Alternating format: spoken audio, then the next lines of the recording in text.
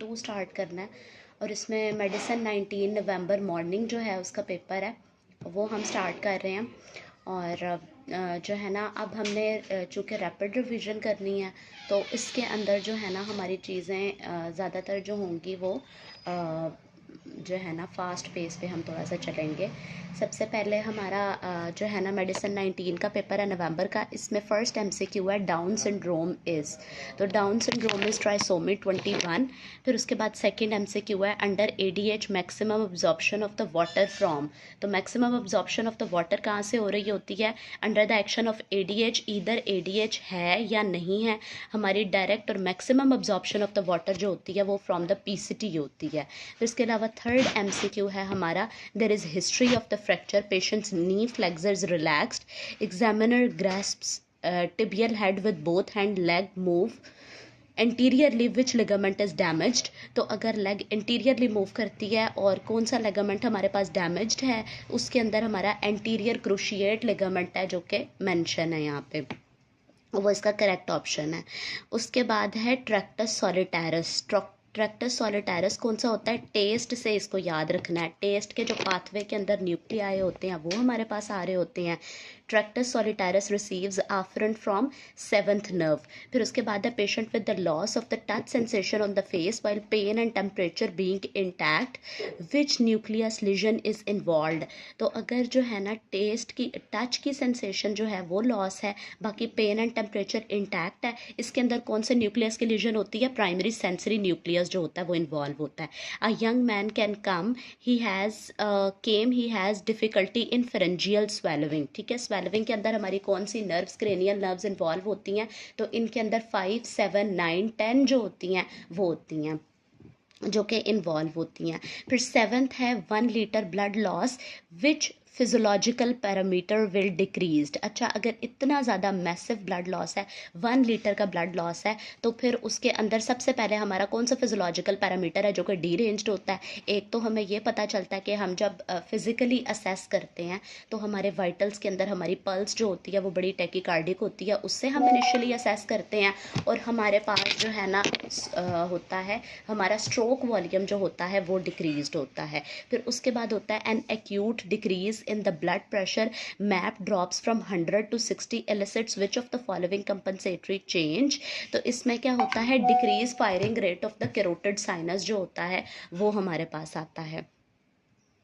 वो जो हमारा रिफ्लेक्स होता है उसके अंदर कैरोटिड साइनस की फायरिंग जो होती है वो डिक्रीज होती है, जिसकी वजह से सिंपैथेटिक जो हमारा सिस्टम होता है उसकी स्टिमुलेशन होती है। फिर 9th एमसीक्यू है at the time of shock what returns to normal after compensation earlier. तो सबसे पहले क्या चीज़ आती है जो कि नॉर्मल पे आती है? शॉक के टाइम पे हमारा हार्ट रेट जो होता है वो it tends to normalise. Regarding central retinal vein, central retinal vein जो होती है उसकी जब ऑक्लूजन होती है तो उसके अंदर हमारे पास क्या होता है? पेनलेस विजुअल लॉस होता है।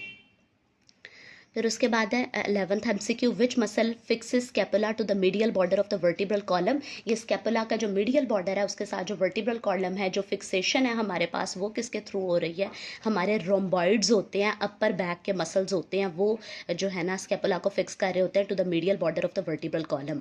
फिर हमारे जो all small muscles of the hand होते हैं उनकी सप्लाई किसके थ्रू होती है? तो इसमें आपने प्रेफर करना है C8 to T1 अगर होता है उसको प्रेफर करना है। और फिर उसके बाद is greater than T1 is greater than जो है ना हमारी अल्नर और मीडियन होती है, और फिर इज़ ग्रेटर देन अल्नर। तो ये पूरा एक सीक्वेंस है जिसमें सबसे पहले आप लोगों ने याद रखना है कि जो हमारे रेमाई ऑफ द T1 है इस ऑप्शन में, वो जो है ना हमारे सप्लाई कर रहे होते हैं हैंड की मेन जो मस्कुलर इनर्वेशन होती है वो किसके थ्रू होती है?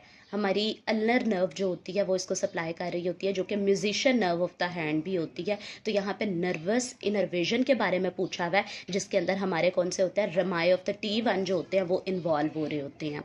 तो ये हमारे 12 एमसीक्यूज हो गए हैं।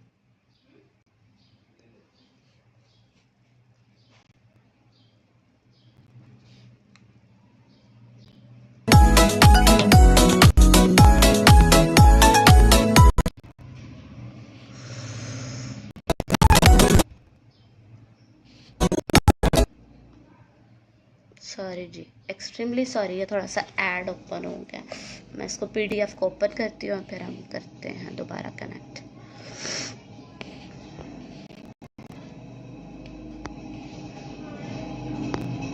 Just wait a second.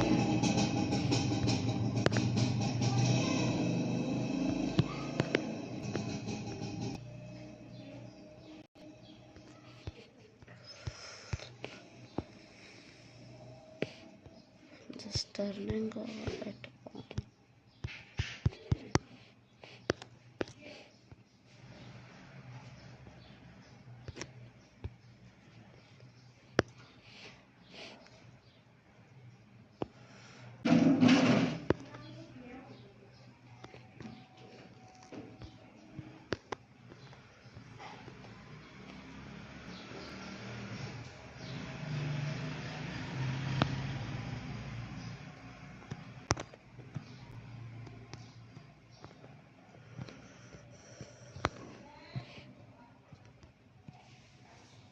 हाँ जी, सॉरी जी, एक्सट्रीमली सॉरी। हम लोग 13th MCQ स्टार्ट करते हैं और यहाँ पे जो है ना एक्सप्लेनेशन दी हुई है, जिसके अंदर हमारे पास आ रहा है small muscles of the hand supplied by CA to T1 is greater than ulnar plus median is greater than T1 is greater than ulnar. फिर उसके बाद आता है posterolateral boundary of the pelvic wall formed by. तो posterolateral boundary जो होती है हमारी पेल्विक वॉल की, उसमें कौन से हमारे मसल्स होते हैं? सैक्रोट्यूबरस होते हैं एंड प्रीफॉर्मस होते हैं। फिर 14th MCQ है, which of the following condition is related to lymphatic obstruction. तो ये हमारी सिस्टिक हाइग्रोमा होती है जो कि लिम्फेटिक ऑब्स्ट्रक्शन के साथ रिलेटेड होती है। फिर हमारी आती है बेरी बेरी। बेरी बेरी किसके साथ एसोसिएटेड होती है? कौन सी विटामिन डेफिशिएंसी के साथ बेरी बेरी एसोसिएटेड होती है? हाँ जी, बताइएगा।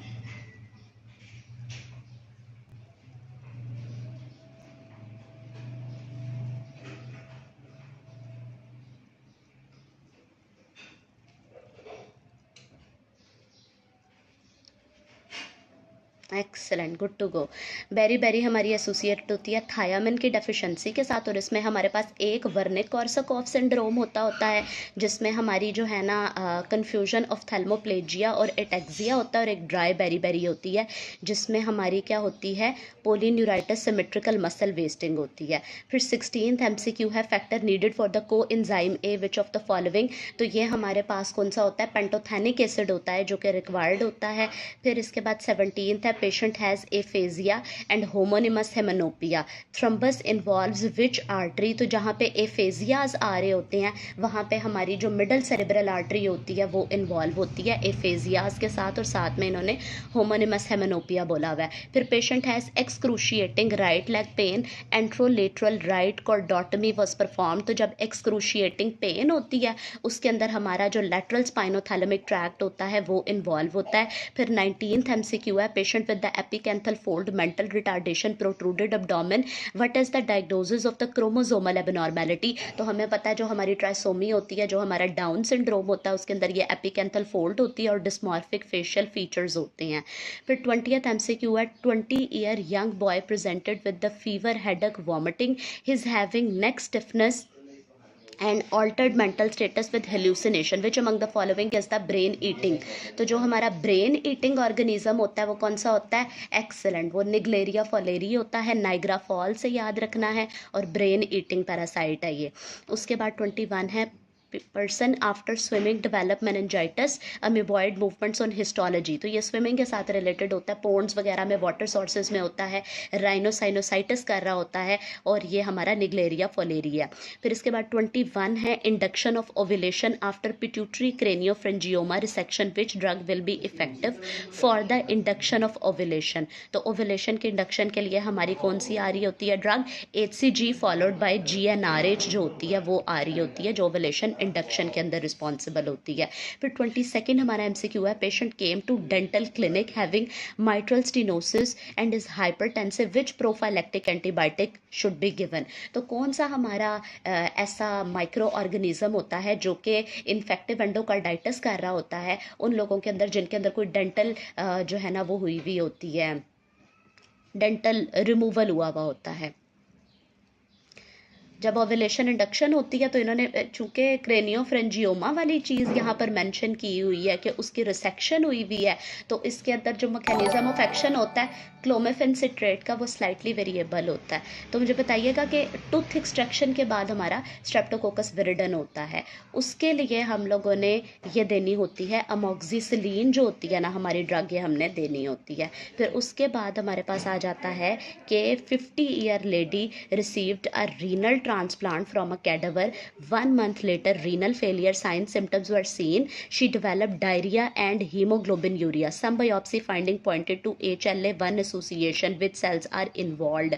तो हमने इसके अंदर रूल ऑफ 8 को याद रखना है। 1/8 होता है ना, तो हमारे पास जब HLA1 आता है CD8 आता है, और जब HLA2 आता है तो CD4 होता है। फिर patient has post streptococcal glomerulonephritis, तो ये जो PSGN होता है इसके अंदर हमारे पास कौन से वाली type of the hyper sensitivity जो होती है वो इन्वॉल्व होती है, ये हमारी टाइप 3 हाइपर सेंसिटिविटी होती है। फिर मैकेनिज्म ऑफ SLE क्या होता है, SLE के अंदर 3 डिजिट्स आते हैं तो टाइप 3 हाइपर सेंसिटिविटी होती है। फिर उसके बाद मैकेनिज्म ऑफ SLE क्या होता है, ये ऑटो इम्यून होता है। रिगार्डिंग माइकोबैक्टीरियम लेप्री, तो ये क्या होता है, इसके बारे में इंट्रासेलुलर एसिड फास्ट ऑर्गेनिज्म है ये हमारे पास। फिर 27 है TB test produce hypersensitivity reaction by which mechanism, तो इसके अंदर कौन से वाला होता है, TB के अंदर ये साइटोकाइन मीडिएटेड होता है, टाइप 4 हाइपर सेंसिटिविटी होती है। A patient who has undergone ileum resection, तो विटामिन B12 जो होता है इसकी मैक्सिमम एब्जॉर्प्शन हमारी टर्मिनल आइलियम से हो रही होती है।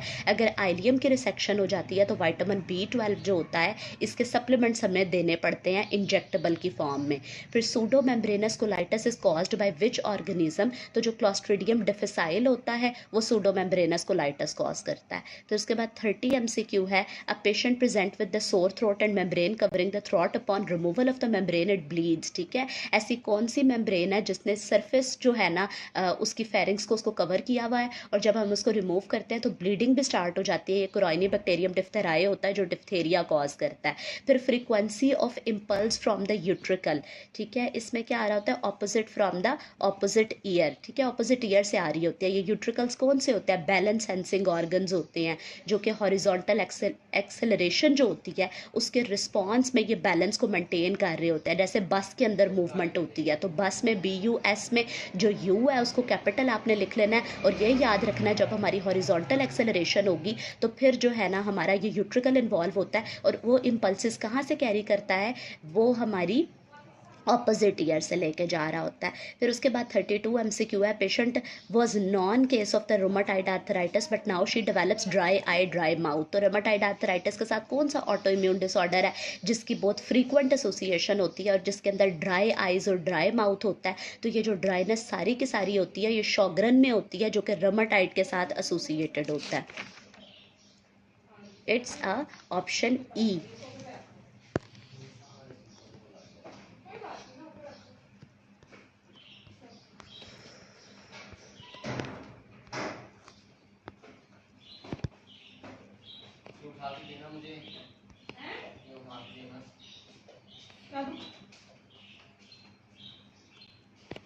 फिर आता है शॉगरन सिंड्रोम के मार्कर्स कौन से होते हैं, तो इसके अंदर anti-SSA जो होते हैं वो इसके मार्कर्स होते हैं। ठीक है, और anti-SSB, ठीक है, जो हमारे पास शॉगरन होता है ना सिंड्रोम उसके अंदर रोला पड़ा हुआ होता है, तो रो ला होते हैं, एंटी रो एंटी ला एंटीबॉडीज़ होती हैं, और जो एंटी रो एंटीबॉडीज़ होती हैं उनको anti-SSA भी कहते हैं, और एंटी ला एंटीबॉडीज़ को anti-SSB भी कहते होते हैं। फिर स्पेसिफिक एंटीबॉडीज़ कौन सी होती हैं SLE की, तो इनको याद रखना है कि सबसे पहले एक हमारी लड़की है एना जो कि बहुत सेंसिटिव होती है, तो जो ANA एंटीबॉडीज़ है वो सेंसिटिव होती हैं। फिर स्पेसिफिक जो है उसके अंदर 2 आ जाती हैं, एंटी स्मिथ आती हैं और एंटी DSDNA होती हैं। इसमें जो एंटी DSDNA होती हैं ये हाईली स्पेसिफिक होती हैं, और जो मोस्ट स्पेसिफिक होती हैं वो एंटी स्मिथ एंटीबॉडीज़ जो होती हैं वो होती हैं। फिर उसके बाद आता है एस्टीरियोगनोसिस, तो ये जो एस्टीरियोगनोसिस होती है ये क्या होती है, ये करेक्टरिस्टिक होती है हमारी बॉडी की आइडेंटिफाई करने की ऑब्जेक्ट्स को विदाउट विजुअलाइजिंग दैम, सिस्टम, और इस ये अगर इफ़ेक्ट होती है तो हमारे पास कौन सा एरिया इन्वॉल्व होता है, हमारा पेराइटल लोब इन्वॉल्व होता है। अगर पेराइटल लोब का ऑप्शन ना हो तो आपने सेमेस्थेटिक एसोसिएशन एरिया को प्रेफर करना है। फिर हमारे पास आता है कंजंक्टिवाइटिस इन बेबी। बेबी के अंदर अगर कंजंक्टिवाइटिस है तो वो किस डिजीज़ के थ्रू होता है, उसकी मदर के अंदर क्या होता है, उसकी मदर के अंदर क्लेमिडिया होता है। फिर उसके बाद आता है most common skin cancer in HIV ads patient is. तो HIV वाले पेशेंट्स के अंदर स्किन कैंसर कौन सा होता है सबसे ज़्यादा, कैपसी सार्कोमा। एड्स जो है, जो HIV वाले पेशेंट्स हैं, इनके रिलेटेड आपने सारी चीज़ों को याद रखना है कि इनके अंदर अगर लिम्फोमा होता है तो वो कौन कॉज करता है, ठीक है। अगर इनके अंदर स्किन कैंसर होता है वो कौन कॉज करता है, मेनिंजाइटिस है या डायरिया है, तो ये सारी चीज़ें कौन कौन कॉज कर रहा होता है। मेनिंजाइटिस हमारा क्रिप्टोकोकस, डायरिया हमारा कौन से वाला होता है, क्रिप्टोस्पोरिडियम होता है, ठीक है। स्किन कैंसर की जब बात आती है तो कैपसीज को याद रखना है, और जब लिम्फोमा की बात आती है तो एप्स्टेन बार वायरस जो होता है ना, उसको याद रखना है। फिर उसके बाद 38 MCQ है, female travelled from the cold areas to Jeddah having buccal mucosal eruptions, ठीक है। तो ये अगर कोल्ड एरिया से ट्रैवल हो हॉट एरियाज़ की तरफ, तो वहाँ पर माउथ के अंदर जो इरप्शंस होती हैं वो किसकी वजह से होती हैं, हर्पीस सिम्प्लेक्स वायरस होता है, जिसके आगे से दो सब टाइप्स होती हैं, HSV1 और HSV2 होती है। जो HSV1 होती है वो ओरल अल्सर कॉज करती है, जो HSV2 होती है वो जेनिटल अल्सर्स कॉज करती है। तो उसके बाद आता है 39 MCQ, जिसमें हमारे पास आता है LH surge 2 days before the ovulation. तो इसकी सर्ज को याद रखना है, एक तो लुट 12 के निमोनिक से LUT12, ठीक है। तो 12 आवर्स बिफोर ओवुलेशन ये पीक पे चला जाता है, जो हमारा ल्यूटेनाइजिंग हार्मोन होता है राइज करना स्टार्ट करता है 36 आवर्स बिफोर, 12 आवर्स पे पीक पे चला जाता है बिफोर ओवुलेशन। और इसके अंदर कितना राइज होता है, 6 to 10 फोल्ड्स जो होता है वो राइज इसके अंदर होता है। फिर उसके बाद 40 MCQ है, neural tube defects identified by.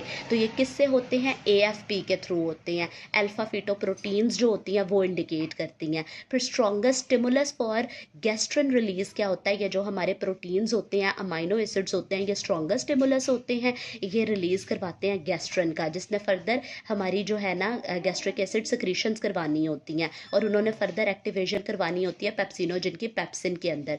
फिर प्रोटीन का एनाबोलिज्म और फैट्स का कैटाबोलिज्म कौन करवा रहा होता है, कौन हमें प्यारा बनाता है, ग्रोथ हार्मोन जो होता है ना वो हमें प्यारा बना रहा होता है। लुट 12 होता है जो ल्यूटेनाइजिंग हार्मोन होता है, 12 आवर्स बिफोर ओवुलेशन पीक पे चला जाता है, और राइज करना कब स्टार्ट करता है, 36 आवर्स बिफोर ओवुलेशन राइज करना स्टार्ट करता है, 12 आवर्स पे पीक पे चला जाता है, 6 to 10 फोल्ड्स जो है वो मैक्सिमम उसके अंदर राइज होता है। अच्छा, अब हमारा जो ग्रोथ हार्मोन होता है वो हमें प्यारा बना रहा होता है। जब हम प्यारा बनाते हैं तो हम क्या करते हैं, मेल भी फीमेल भी अपने जो है ना फैट कंटेंट को कम करवाते हैं और प्रोटीन को ज़्यादा करवाते हैं, मसल बिल्डिंग करवाते हैं, ठीक है। तो यहाँ पे प्रोटीन्स का एनाबोलिज्म होता है और फैट्स जो होते हैं उनका कैटाबोलिज्म होता है।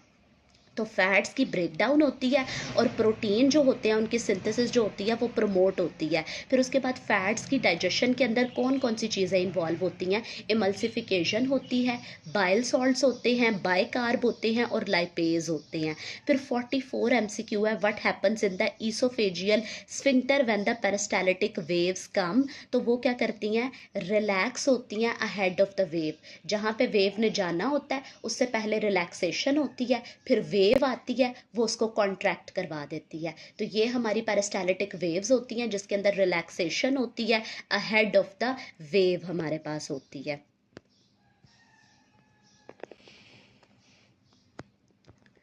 फिर उसके बाद आता है median nerve damage superficial to the flexor retinaculum which lesion will occur, ठीक है। तो अगर हमारे पास क्या है, फ्लेक्सर रेटिनैकुलम से सुपरफिशियल हमारी इंजरी हो रही है तो उसके अंदर क्या होता है कि विच लीजन विल अकर, तो उसके अंदर loss of opposition of the thumb जो होती है, ये लॉफ मसल्स होते हैं हैंड के, उनको सप्लाई कर रही होती है। तो ऑपोजिशन जो होती है उसको मीडियन नर्व सप्लाई कर रही होती है, वो लॉस हो जाती है। फिर उसके बाद आता है विच ATT drug is contraindicated in pregnancy, streptomycin होती है, क्योंकि वो एक तो टेराटोजेनेसिस कॉज करती है और दूसरा जो है वो हमारे पास हेयरिंग डिफेक्ट कॉज करती है, तो वो कॉन्ट्राइंडिकेटेड होती है। बाकी जो है ना राइप के निमोनिक से आपने याद रखना है, रिफेम्पसिन, आइसोनियम आइसोनियाजिड, पायराजीनामाइड और इथम्बुटॉल, और ये सारी जो ड्रग्स होती हैं हिपैटोटॉक्सिक होती हैं। एक क्वेश्चन और आ रहा होता है कि अगर हिपैटोटॉक्सिसिटी आ गई है हमारे लिवर के अंदर तो फिर हम लोगों ने क्या करना है। अच्छा, आप लोगों में से कौन कौन हमारे पास हमारे साथ क्लास में प्रेजेंट है? सब लोग अपनी जो है ना एक दफ़ा प्रेजेंस शो करवाएं, जो लोग भी हैं। फिर हम थोड़ा सा ना आफ्टर डूइंग दिस पेपर हम थोड़ा सा क्वेश्चन आंसर्स का सेशन करेंगे। Patient is diabetic, hypertensive, also has been also has heart disease, prophylaxis of the drug will be। ठीक है, तो अगर हाइपरटेंशन है, ये सारा कुछ है, तो फिर उसके अंदर जो होती है हमने क्या देनी होती है, एस्पिरिन देनी होती है और क्लोपिडोग्रिल। सारी जो ड्रग्स होती हैं ना एटीटी वाली, ये सारी हिपैटोटॉक्सिक जो है ना वो हमारे पास होती हैं। तो हमने मतलब एक इनका इफेक्ट हिपैटोटॉक्सिसिटी तो साइड बाय साइड है ही सही। आइसोनियाजिड जो होता है वो सबसे ज़्यादा हिपैटोटॉक्सिक होता है हमारे पास इनके अंदर भी। अगर हिपैटोटॉक्सिसिटी होती है हमने सारी ड्रग्स को स्टॉप करना होता है और फिर वन बाय वन हमने स्टार्ट करना होता है। तो उसके बाद होता है mechanism of action of the clopidogrel. Clopidogrel का क्या मैकेनिज्म ऑफ एक्शन होता है कि ये एडीपी एंटागोनिस्ट होती है। फिर उसके बाद blood is warmed at 37 degree centigrade for massive transfusion. तो क्या होता है, जब टेम्परेचर रेज होता है तो हमारी राइट की तरफ शिफ्ट होती है, लेफ्ट टू राइट शिफ्ट होती है। फिर उसके बाद क्या होता है कि right shift haemoglobin oxygen dissociation curve जो होती है उस पर क्या हमारे पास होती है, किस कौन सा सिनेरियो होता है जिसके अंदर वो ज़्यादा होती है, हाइपरथायरॉयडिज्म जो होती है उसके अंदर वो ज़्यादा आती है। कहीं से कोई क्वेश्चन नहीं समझ आता, कहीं से कोई चीज़ मुश्किल लगती है, मुझे बताए साथ साथ ताकि हम उसको करें। Gene that arrest in G1 phase is absent with gene is that. ठीक है जी, जिसने अरेस्ट कॉज करना होता है, जिसने हमारी जो है ना वो करनी होती है, डीएनए की रिपेयर करवानी होती है, वो कौन सी होती है, TP53 जीन होती है। और ये हमारी ट्यूमर सप्रेसर जीन है। अगर ये एब्सेंट होगी तो ऑन्कोजेनेसिस होगी। Diagnostic findings of the metabolic alkalosis. Metabolic alkalosis के अंदर क्या होता है, हमारे बाइकार्ब के लेवल ज़्यादा हो जाते हैं 24 से। फिर मेटाबॉलिक एसिडोसिस का क्या मैकेनिज्म है, एसिडोसिस जहाँ पे भी आनी है आपने ना इसको रोम के निमोनिक से याद रखना है, ROME। ठीक है, उसमें क्या होता है कि जब हमारा रिस्पायरेटरी होता है ना एसिडोसिस या अल्कलोसिस होती है तो उसके अंदर ओ जो है ना ऑपोजिट डायरेक्शन के अंदर पीएच से चेंज होती है। यानी अगर पीएच डिक्रीज होगी तो कार्बन डाइऑक्साइड की कंसंट्रेशन इंक्रीज होगी रिस्पायरेटरी के अंदर, और अगर पीएच बढ़ेगी तो कार्बन डाइऑक्साइड की कंसंट्रेशन डिक्रीज होगी। RO से याद रखना है कि जो रिस्पायरेटरी है ना एसिडोसिस और अल्कलोसिस उसमें पीएच और कार्बन डाइऑक्साइड की कंसंट्रेशन जो होगी वो इन ऑपोजिट डायरेक्शन होगी। जबकि मेटाबॉलिक को आपने इक्वल या सेम से याद रखना है कि जब हमारी मेटाबॉलिक एसिडोसिस या अल्कलोसिस होती है तो उसमें जो बाइकार्ब की कंसंट्रेशन और पीएच होती है वो सेम डायरेक्शन में जा रही होती है कि अगर जो है ना बाइकार्ब हमारा इंक्रीज करता है तो अल्कलोसिस होती है, अगर बाइकार्ब डिक्रीज करता है तो एसिडोसिस होती है। ये रोम का निमोनिक समझ आया, रिस्पायरेटरी में ऑपोजिट डायरेक्शन में होगी, मेटाबॉलिक के अंदर सेम डायरेक्शन के अंदर होगी। जैसे अगर मेटाबॉलिक एसिडोसिस है तो इसके अंदर पीएच हमारी डिक्रीज होती है तो बाइकार्ब की कंसंट्रेशन भी डिक्रीज हो रही होती है, बाइकार्बोनेट का भी लॉस हो रहा होता है। फिर 54 है, पेशेंट हैज पीएच 7.2, बाइकार्ब 16। अब देखें इसमें पीएच भी डिक्रीज है और बाइकार्ब की कंसंट्रेशन भी कम है, लेकिन कार्बन डाइऑक्साइड की कंसंट्रेशन इंक्रीज है। तो कार्बन डाइऑक्साइड की कंसंट्रेशन अगर इंक्रीज हो तो पीएच क्या होती है, कम होती है, ऑपोजिट डायरेक्शन के अंदर होती है। तो फिर हमारे पास क्या होता है, ये मिक्स्ड मेटाबॉलिक और रिस्पायरेटरी एसिडोसिस होती है जिसके अंदर दोनों की कंट्रीब्यूशन होती है। फिर उसके बाद role of endothelium in the haemostasis क्या होता है, एंडोथीलियम जो होती है ये प्रोस्टासाइक्लिन प्रोड्यूस करती है। फिर उसके बाद आता है इन स्ट्रेनस एक्सरसाइज। स्ट्रेनस एक्सरसाइज में हमारे पास क्या होता है कि टोटल पेरिफेरल रेजिस्टेंस जो होती है वो कम हो जाती है, वेजोडाइलेशन हो जाती होती है।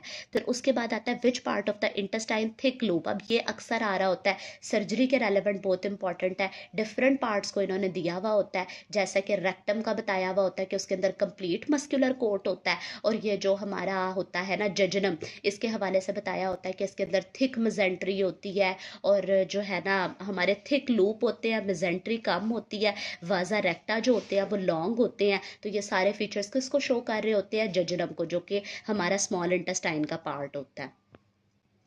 फिर इरिथ्रोपोइटिन जो होता है वो कौन से सेल्स जो होते हैं वो रिलीज़ कर रहे होते हैं, तो इरिथ्रोपोइटिन हमारा रिलीज़ हो रहा होता है, जो पेरीट्यूब्यूलर कैपिलरीज होती हैं वो हमारे इरिथ्रोपोइटिन को रिलीज़ कर रही होती हैं। फिर इसके बाद होता है कि हमारे जो रेनिन होता है वो कौन से सेल से रिलीज़ हो रहा होता है। ये रेनिन और इरिथ्रोपोइटिन का रिलीज़ ही इंपॉर्टेंट है, कौन से सेल से हो रहा होता है, कौन करवा रहा होता है।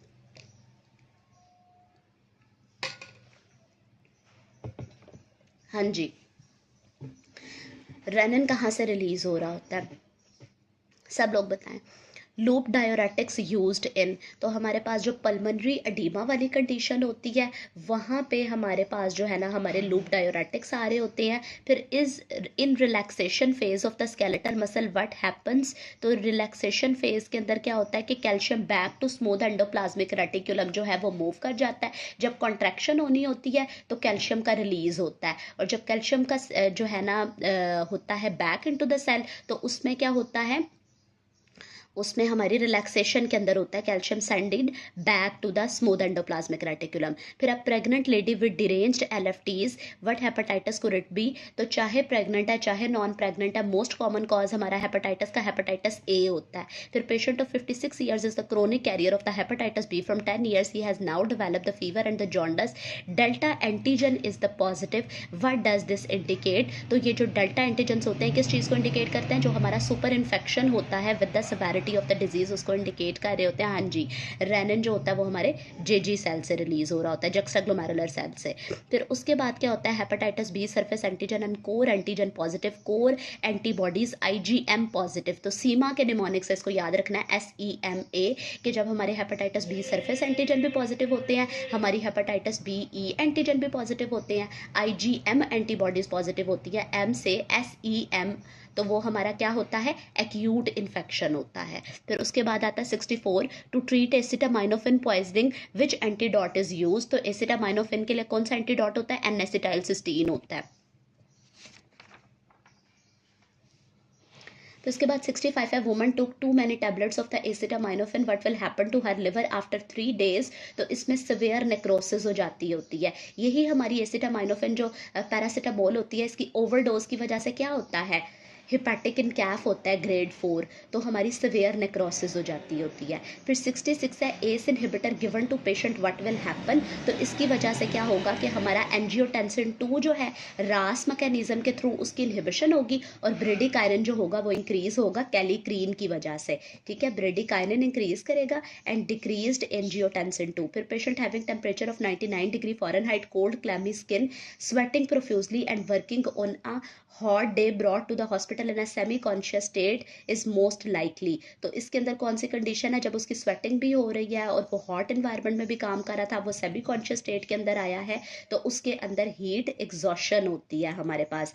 हीट स्ट्रोक जो होता है उसके अंदर कोई स्वेटिंग वगैरह नहीं होती, लेकिन हीट एग्जॉशन में जो होती है स्वेटिंग वगैरह होती है। फिर posterolateral wall of the heart blood supply by, तो जो हमारी lateral surface of the heart होती है वहाँ से हमारी जो लेटरल सर्कमफ्लेक्स या लेफ्ट सर्कमफ्लेक्स आर्टरी होती है वो घूम के पोस्टीरियर सेगमेंट पे जा रही होती है, तो जो हमारी पोस्ट्रोलेटरल सरफेस ऑफ द हार्ट होती है उसको कौन सी सप्लाई करती है, हमारी लेफ्ट सर्कमफ्लेक्स जो होती है आर्टरी वो सप्लाई कर रही होती है।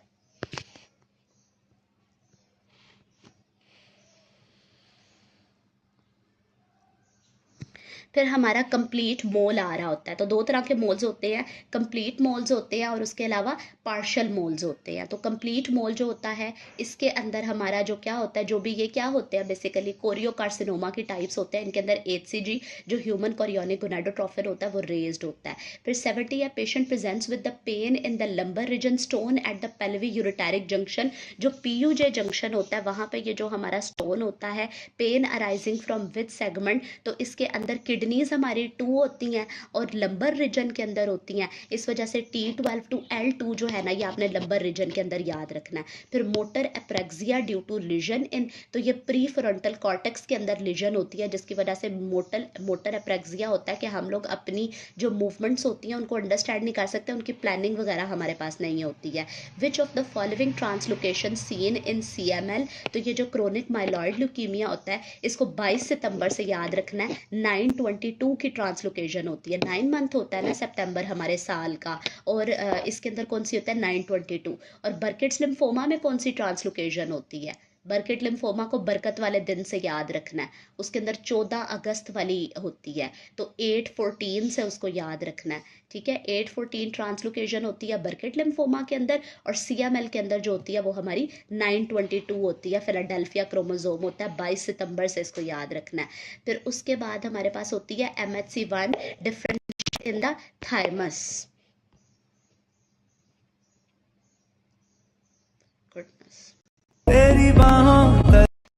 अस्तगफिरुल्लाह, सॉरी जी, ये जो है ना मेरी स्क्रीन शेयर हो रही है और उस पर एकदम जो है ना कोई ऐड ओपन हो जाता है, और I am so sorry for it. फिर उसके बाद आता है MHC1 differentiate in thymus to form. तो MHC1 की जो डिफ्रेंशिएशन होती है हमारी थाइमस के अंदर, ये क्या बनाती है CD8 जो होती है। और अगर MHC2 होगा तो वो डिफ्रेंशिएट होकर क्या बनाएगा, कौन से हेल्पर सेल्स जो होंगे उनकी जो है ना फॉर्मेशन होगी हमारी। CD4 जो होगा वो MHC2 की डिफ्रेंसिएशन से बनेगा, और MHC1 की जब डिफ्रेंसिएशन होती है तो CD8 बन जाता होता है। फिर हमारे पास 74 है hormone inhibiting FSH released by. ठीक है, तो इसके अंदर जो FSH जो होता है उसका इनहिबिटिंग हार्मोन कौन सा होता है, इनहिबिन होता है, जो कि टेस्टिस से रिलीज हो रहा होता है। फिर इसके बाद 75th MCQ है therapeutic window of the drug indicates range of.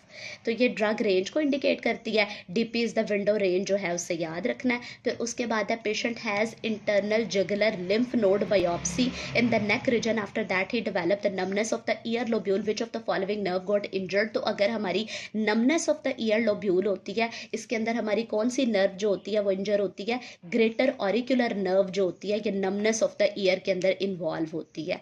फिर इसके बाद आती है स्प्लीन जो होती है engulf dead red and white blood cells by. तो ये किसके थ्रू करती है, रेड पल्प के थ्रू कर रही होती है। फिर acute maxillary sinusitis caused by which bacteria. तो ये मैक्सिलरी साइनोसाइटिस किसके थ्रू होता है, स्ट्रेप्टोकोकस नमूनिया जो होता है ना उसके अंदर जो है ना वो इसका कॉजेटिव एजेंट होता है एक्यूट मैक्सिलरी साइनोसाइटिस का। फिर flexor muscle tone is maintained by. कौन सा ऐसा होता है जो कि फ्लेक्सर्स की टोन को मेंटेन कर रहा होता है, ये हमारा रेड न्यूक्लियस होता है। हाँ जी, CD4 पॉजिटिव है, एक्सेलेंट। फिर उसके बाद आती है middle meningeal artery. Middle meningeal artery किसकी ब्रांच होती है, ये मैक्सिलरी आर्टरी की ब्रांच होती है। Middle meningeal artery is a branch of maxillary artery. Patient had injury on head, he remained unconscious for a short period of time. CT shows crescent shape hematoma। तो crescent shape कौन से वाला होता है, subdural. ठीक है, और जो लेंस शेप होता है, जो बाइकनकेव होता है, वो कौन सा हीमाटोमा होता है, ये आप लोग बताएं कमेंट्स में। Patient undergoing thyroidectomy develops injury to the lower pole, now develop hoarseness of the voice, nerve injured in the vicinity of inferior thyroid artery। तो inferior thyroid artery की vicinity में कौन सी होती है, UELR के निमोनिक से याद रखना है कि जो हमारी inferior thyroid artery होती है उसकी vicinity में हमारी recurrent laryngeal nerve जो होती है ये डैमेज हो रही होती है। फिर 83 है a 4-year-old boy was attended in clinic and was observed to have short neck, low hairline on the posterior aspect of the neck and was found to be suffering from a heart condition। X-ray shows fused cervical vertebrae. Fuse cervical vertebrae कौन सी होती है, जिसपे cervical vertebrae को clip लगा हुआ होता है, वो क्लिपल फील होती है, और वो वाला सिंड्रोम को आपने प्रेफर करना है। फिर काइफोसिस आ जाती है। काइफोसिस कौन से रीजन के अंदर होती है, ये बैकवर्ड हंचिंग होती है हमारी बैक की, तो ये थोरेसिक रीजन जो होता है उसको इन्वॉल्व कर रही होती है। फिर 85 होता है patient who is indulged in the demolition of the old buildings develops dyspnoea. तो ये जो कंस्ट्रक्शन में काम करने वाले लोग होते हैं इनके अंदर कौन सी निमोकोनियोसिस की टाइप होती है जो कि इन्वॉल्व होती है, ऑक्यूपेशनल लंग डिजीज। हाँ जी बताएं। एक्सरे जो होता है ये हमारा diffuse interstitial fibrosis of the lungs को बायलेटरली शो कर रहा है। और histology iron staining of the cell was positive. तो क्या इसका डायग्नोसिस होगा, लाइकली कौन सी टाइप होगी जो कि यहाँ पर इन्वॉल्व होगी, बिल्कुल ये एस्बेस्टोसिस होगी, जिसके अंदर हमारी जो होती है कंस्ट्रक्शन के अंदर काम करने वाली हिस्ट्री होती है। और दूसरा ये रूफ की कंस्ट्रक्शन, रूफ सीलिंग वगैरह के अंदर इन्वॉल्व होते हैं, जो lower lobe of the lung होता है वहाँ पे इनकी फाइब्रोसिस हो रही होती है। A person got stab on upper arm and the floor of axilla, which of the following structure will be damage. तो इसके अंदर कौन सी होती है, अपर आर्म और फ्लोर ऑफ द एक्जिला के अंदर जो होती है वो हमारी इंटरकॉस्टोब्रेकियल आर्टरी जो होती है वो इन्वॉल्व हो रही होती है, जिसने हमारे इंटरकॉस्टल रीजन को ब्रेकियल रीजन के साथ कनेक्ट करना है। इंटरकॉस्टल कौन सा होता है, चेस्ट वाला, और ब्रेकियल कौन सा होता है, आर्म वाला। फिर after gastrectomy what type of the anaemia occurs commonly, तो गैस्ट्रेक्टमी के बाद आयरन डेफिशिएंसी एनीमिया जो होता है ये मोस्ट कॉमनली होता है हमारा।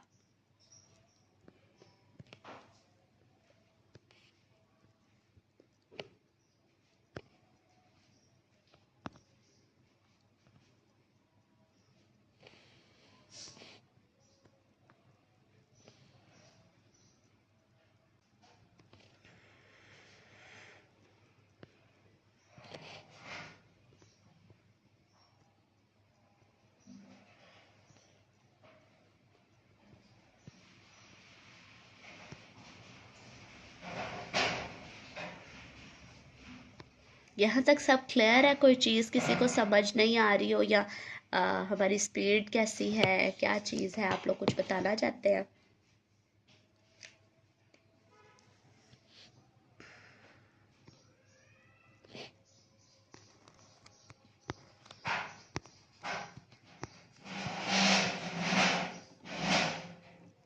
एटी एट है हमारा MCQ, patient haemoglobin 8, MCV 100, MCH 28, what is the type of anaemia. तो यहाँ पर हीमोग्लोबिन हमारा डिक्रीज्ड है, MCV भी नॉर्मल है, 100 पे है, अपर नॉर्मल लिमिट के अंदर है, और MCH हमारा 28 है। तो कौन सी टाइप होगी अनीमिया की, नॉर्मोसिटिक नॉर्मोक्रोमिक अनीमिया है। फिर 89 है हमारा, an old man died after 4 days of the RTA, is having fibre fracture upon autopsy, he was having pulmonary infarcts and vessel was occluded by haematopoietic stem cells, origin cells. तो इसमें कौन से आ रहे होते हैं, फैट एम्बोलिज्म जो होता है ना वो इसके अंदर आ रहा होता है, कि जब हमारे फ्रैक्चर के जो है ना 4 days के बाद ये हिस्ट्री आई है। फिर पोस्ट स्ट्रेप्टोकोकल ग्लोमेरुलोनेफ्राइटिस जो होता है, इसके अंदर हमारे पास क्या होता है, टाइप 3 हाइपर सेंसिटिविटी होती है, और इसके अंदर हमारे सब एपिथेलियल डिपॉजिट्स जो होते हैं वो जो है ना यहाँ पर आ रहे होते हैं, सब एपिथेलियल डिपॉजिट्स है। फिर 91 MCQ है, patient abdominal surgery done, now he develop the pulmonary infection due to. तो पल्मोनरी इन्फेक्शन क्यों होता है, इसके अंदर हमारी जो मीडियम साइज्ड वेजल्स होती हैं उनके अंदर एम्बोलाई आ जाते हैं, pulmonary emboli in medium arteries. फिर 92 MCQ है, oedema in CLD cirrhosis because due to. तो ये हमारे पास क्यों हो रहा होता है CLD के अंदर, कि वहाँ पे हमारी जो होती है प्लाज्मा कोलॉइड ऑस्मोटिक प्रेशर वो डिक्रीज हो चुका होता है, ठीक है, उसकी वजह से होती है, एल्ब्यूमिन की सिंथेसिस नहीं हो रही होती है। किडनी में भी यही फिनोमेना होता है और लिवर के अंदर भी। फिर 93 है, what is the primary site of the DVT। तो DVT जो डीप वेनस थ्रोम्बोसिस होती है, ये कौन सी वेजल्स को इन्वॉल्व करते हैं, जो डीप वेन्स ऑफ द काफ होती हैं उसके अंदर ये इनकी इन्वॉल्वमेंट होती है। फिर 94 है हमारा, न्यूट्रोफिल्स ग्रेन्यूलोसाइट्स इंक्रीज्ड इन। तो वेरियस कार्डियक इन्फार्क्ट्स के अंदर हमारे जो न्यूट्रोफिल्स ग्रेन्यूलोसाइट्स होते हैं वो इंक्रीज हो जाते हैं। 95 है, most common site of the atherosclerosis, large size vessels को ये इन्वॉल्व कर रही होती है, एओर्टा को इन्वॉल्व कर रही होती है। Hepatitis B positive patient has raised AFP। Raised AFP कौन सा मार्कर होता है, किसका ये ट्यूमर मार्कर है, हाँ जी बताएं। अल्फा फीटोप्रोटीन्स जो हमारे रेज्ड होते हैं कौन से ट्यूमर मार्कर है ये।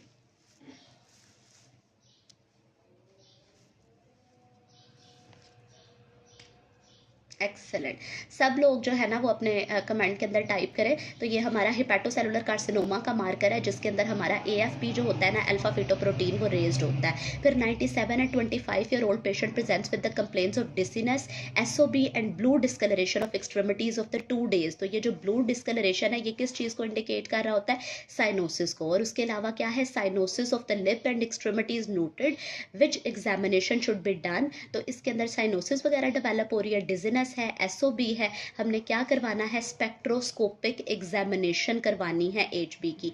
न्यूरल ट्यूब डिफेक्ट्स के अंदर भी AFP रेज्ड होता है, और जो डाउन सिंड्रोम होता है उसके अंदर AFP जो होता है वो हमारा डिक्रीज्ड होता है।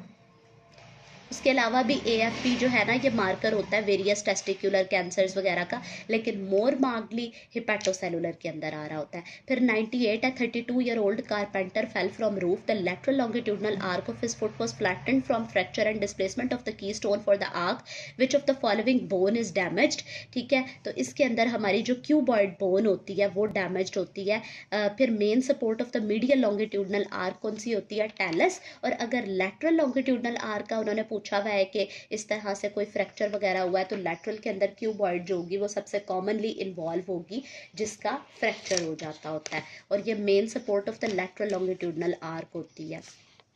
फिर 99 MCQ है, most important characteristic feature of the von Willebrand diseases. तो ये जो वॉन विलीब्रेंड डिजीज है इसके अंदर क्या होता है कि आपने डिफरेंट कार्डियक मार्कर्स को याद रखना है। अगर तो हमारे पास सिर्फ APTT इंक्रीज्ड है फिर तो हीमोफीलिया है, अगर BT और APTT दोनों इंक्रीज हैं फिर हमारे पास कौन सी होती है, वॉन विलीब्रेंड डिजीज होती है।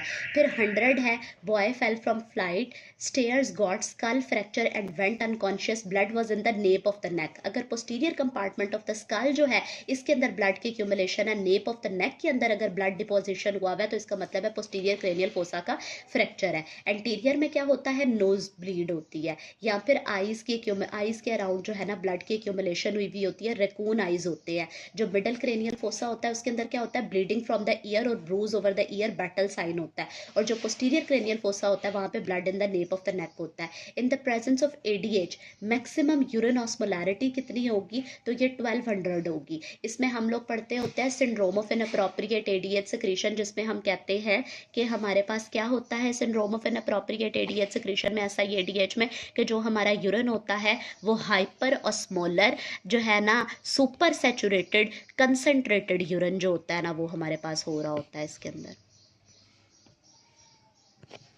फिर उसके बाद 1 और 2 होता है pursuit movements of the eye control by, तो ये सेरिबेलम के थ्रू जो होती है मूवमेंट्स कंट्रोल हो रही होती हैं। फिर parboiling of the pad preserves which vitamin, ठीक है, ये पैडी राइस जो होते हैं ना उनकी बात हो रही होती है, उनके अंदर ये हमारा जो होता है ना जब उनकी बॉइलिंग होती है तो वो किस चीज़ को वो प्रिजर्व करती है, कौन सा वाइटामिन पैडी राइस के अंदर प्रेजेंट होता है, थायामीन होता है। तो parboiling of the pads preserve which vitamin, इसमें वाइटामिन B1 थायामीन जो है उसको याद रखना है।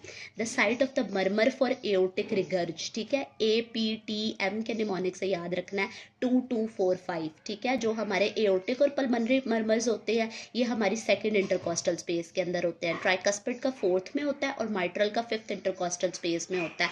और एओर्टिक जो होता है वो भी सेकंड इंटरकोस्टल स्पेस में से जो राइट साइड होती है, राइट सेकंड इंटरकोस्टल स्पेस के अंदर एओर्टिक रिगर जो होती है उसका मर्मर जो होता है वो हमारे पास फील हो रहा होता है। फिर उसके बाद आता है physician auscultate postero inferior border of the lung, ठीक है। तो postero inferior border of the lung कहाँ पे होता है, ये T10 जो होती है उसके लेवल पे आ रहा होता है। फिर उसके बाद आता है microscopy of the lymph node biopsy specimen granuloma with caseous necrosis found for the diagnosis of the TB। तो TB का जो डायग्नोसिस होता है उसके अंदर क्या होता है, डिमॉन्स्ट्रेशन ऑफ द AFB हमारे पास हो रही होती है। इसके अंदर हमारे पास TB के डायग्नोसिस के अंदर इनिशियल टेस्ट कौन सा होता है, डायग्नोसिस के लिए डेफिनेटिव टेस्ट कौन सा होता है और डायग्नोस्टिक कौन सा होता है, ये आप लोग बताएं।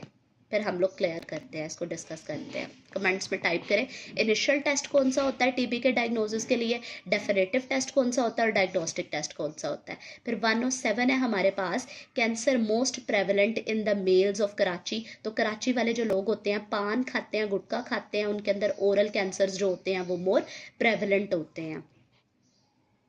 फिर उसके बाद आता है superficial inguinal lymph nodes drain directly and follow the tract of. तो ये जो हमारे होते हैं ना इंग्वाइनल लिम्फ नोड, ये कौन से ट्रैक को फॉलो करते हैं, किसके अंदर ये लिम्फेटिक्स रन कर रहे होते हैं, कैंसर का स्प्रेड किसके थ्रू हो रहा होता है, तो वो हमारे पास आ जाता है कि कैंसर का जो स्प्रेड होता है उसमें round ligament of the uterus जो होता है वो इन्वॉल्व होता है, जो पूरा राउंड लगा के आ रहा होता है। और इसकी जो है ना इंट्रा पेल्विक और एक्स्ट्रा पेल्विक एक्सटेंशंस भी इसी लिगामेंट की होती हैं, जो हमारा राउंड लिगामेंट होता है। एक्सेलेंट, बिल्कुल इसी तरह है कि जो हमारा इनिशियल टेस्ट होता है डायग्नोसिस के लिए वो चेस्ट एक्सरे होता है, जो हमारा डेफिनेटिव टेस्ट होता है वो स्पुटम AFB होता है, और जो डायग्नोस्टिक होता है वो हमारा PCR तैयार होता है। Well done, well done. फिर उसके बाद आता है 109, histology of the lymph node with the cuboid epithelium. ठीक है, क्यूबॉइडल एपिथेलियम किसकी होती है? ये हमारे जो पेयर्स पैचेस होते हैं उनकी होती है।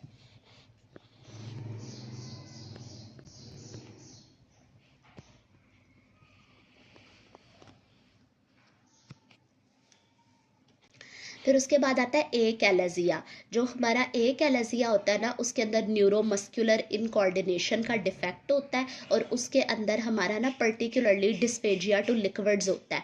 उसके अंदर हमारे माइंटेरिक प्लेक्सेस जो होते हैं वो इन्वॉल्व होते हैं। फिर 111 है, patient showing no improvement with H2 blockers. ठीक है, तो ये जो ज़ुलिंगर एलिसन सिंड्रोम होता है ये क्या होता है? ये गैस्ट्रिन सिक्रीटिंग ट्यूमर होता है, इसमें गैस्ट्रिनोमा होता है। तो H2 ब्लॉकर थेरेपी जो होती है उसका इसके ऊपर कोई इफेक्ट नहीं होता। फिर 112 है, which antibiotic interfere with the neuromuscular transmission के साथ कौन सी उसको इम्पैक्ट कर रही होती है? ये हमारी जेंटामाइसिन होती है। ब्रॉडर ग्रुप कौन सा है? अमाइनोग्लाइकोसाइड्स का। अमाइनोग्लाइकोसाइड्स क्या करते हैं? ये न्यूरोमस्कुलर ट्रांसमिशन के साथ इंटरफेयर कर रहे होते हैं।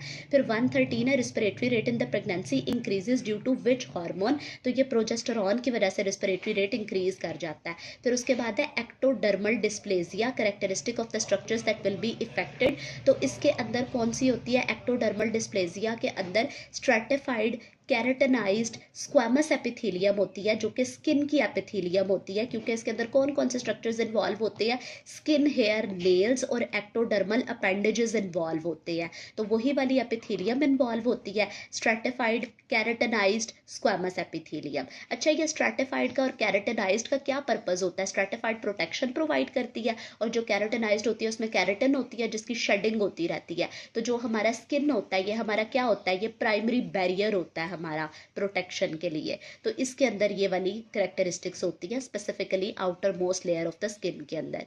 फिर उसके बाद parasympathetic action among the following किसका होता है? तो ये हमारा डिक्रीज्ड हार्ट रेट जो होता है ये पैरासिम्पैथेटिक स्टिमुलेशन की वजह से होता है। फिर 116 है, एप्स्टेन बार वायरस कॉजेज विच ट्यूमर? तो जो एप्स्टेन बार वायरस होता है ये क्या करता है? बर्किट्स लिम्फोमा करवा रहा होता है। फिर उसके बाद 117 है, man with hearing problem and was tested, he can not recognise the source from which sound is coming. अब इसमें ध्यान रखना है कि अगर इन्होंने बताया हो ना कि वो सोर्स को रिकॉग्नाइज नहीं कर सकता जहां से साउंड नहीं आ रही, तो अलग है, साउंड के लिए अलग चीज है। और जो विजन है, अगर विजन में किसी ऑब्जेक्ट को रिकॉग्नाइज नहीं कर पा रहा तो विजन के रिलेटेड डिफरेंट है। जब हमारे पास साउंड के रिलेटेड है तो आपने इसको जो है ना सन के निमोनिक से याद रख लेना है, SON, कि जब वो सोर्स को रिकॉग्नाइज नहीं कर रहा, उसकी हेयरिंग नहीं हो पा रही, तो उसके अंदर कौन से वाला होता है? सुपीरियर ओलिवरी न्यूक्लियस है। लैटरल सुपीरियर ओलिवरी न्यूक्लियस है जो कि हेयरिंग के साथ रेलेवेंट होता है, जिसमें उसने सोर्स ऑफ द साउंड को रिकॉग्नाइज नहीं कर पाना। फिर 118 है जिसमें लॉन्ग सिनेरियो है, CA pancreas patient is admitted in ward, his brother is not letting you tell that the patient has cancer because according to this brother it would kill the patient even faster at evening. The patient family is going to come to hospital to discuss and we will have the conference together, what will you do? तो हमने क्या करना है कि उसके भाई को बताना है, tell his brother that it will be dishonesty with the patient family and medical staff. अगर वो पेशेंट को नहीं उसकी डिजीज के बारे में बताना चाहते तो it would be dishonesty with the patient and with the medical staff. फिर 119 है हमारे पास, group therapy in which people are encourage to learn from each other behaviour. तो जब हम एक दूसरे से लर्न कर रहे होते हैं, जैसे अभी हम लोगों की डिस्कशन हो रही है, मैं आपसे लर्न करती हूँ, आप मुझसे लर्न करते हैं, तो ये क्या चीज़ होती है? इंटरपर्सनल लर्निंग होती है। फिर उसके बाद arithmetic average of the population is 120 है हमारा, arithmetic average of the population is, तो इट इज मीन। मीन में क्या होता है हमारे पास? Sum of the values divided by total number of the values, या sum of observation divided by total number of observation, वो अरिथमेटिक एवरेज होता है जिसे हम मीन भी कहते हैं। इसी तरह से ये तीन चीज़ें तो आपको पता होनी ही चाहिए, अगर कम्युनिटी में से बाकी कुछ नहीं पता होता। मीन, मीडियन और मॉड का। मीडियन जो होती है वो सेंट्रल मोस्ट वैल्यू होती है, और जो मोड होती है ये कौन से वाली होती है? कमेंट्स में बताएं मोड किस चीज़ को रिप्रेजेंट करता है।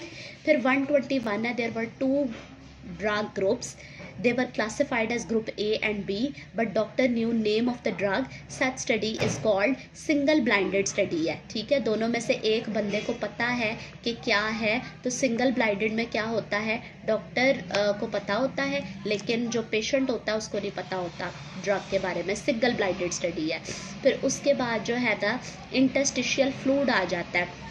तो इसमें पूरी वैल्यू हमें याद होती है कि टोटल जो है ना, अगर हम देखें 70 kg बंदा है, उसका 60% वाटर है, तो वो 42 लीटर्स टोटल बॉडी वाटर होगा। उसमें से इंट्रासेलुलर फ्लूइड के अंदर ज़्यादा अमाउंट प्रेजेंट होगी, ठीक है, 2/3 उसमें होगा, 28 लीटर्स उसके अंदर आ गया। और बाकी फिर कौन से वाला होता है, इंट्रासेलुलर होता है। इंट्रासेलुलर आ जाता है फिर हमारे पास, और एक्स्ट्रा सेलुलर जो होते हैं वो आ जाते होते हैं। तो बस फिर हम लोग ये याद रख लेते हैं कि हमारे इंटरस्टिशियल फ्लूइड के अंदर कितना होता है, 11 लीटर्स होता है, जो कि मतलब राउंड अबाउट 11 लीटर्स होता है, वैसे 10.5 लीटर्स होता है। फिर उसके बाद आता है viability of the sperm is, तो स्पर्म जो होते हैं फीमेल वजाइनल और फीमेल जेनिटल ट्रैक्ट के अंदर एक्टिव कितनी देर तक होते हैं और अलाइव कितनी देर तक होते हैं। तो अलाइव जो होते हैं वो अप टू 72 आवर्स होते हैं, और जो एक्टिव होते हैं वायबल होते हैं वो कितनी देर तक होते हैं, 24 to 48 आवर्स, यानी कि 2 दिनों तक होते हैं। तो ये जो है ना मोड हमारे पास किस चीज़ को रिप्रेजेंट कर रहा होता है, जो मोस्ट कॉमन वैल्यू होती है उसको रिप्रेजेंट करता है मोड। 124 है रीनल करेक्शन ऑफ द हाइपरकलीमिया, ठीक है। तो ये दो चीज़ें याद रखनी है। हाइपरकलीमिया जो होता है वो किसके साथ एसोसिएटेड होता है, एसिडोसिस के साथ, ठीक है जी। और हाइपोकलीमिया अल्कलोसिस के साथ एसोसिएटेड होता है। तो यहाँ पे जब हमारी हाइपरकलीमिया की रीनल करेक्शन होती है तो उसके अंदर क्या डेवलप हो जाता है, एसिडोसिस डेवलप हो जाता होता है। फिर pronucleoli cleavage after how many hours of conception, तो ये 24 आवर्स यानी एक दिन के बाद जो हमारे प्रोन्यूक्लियोलाई होते हैं वो क्लीव हो जाते हैं, उनकी ब्रेकेज हो जाती है, उनकी डिविजन हो जाती है।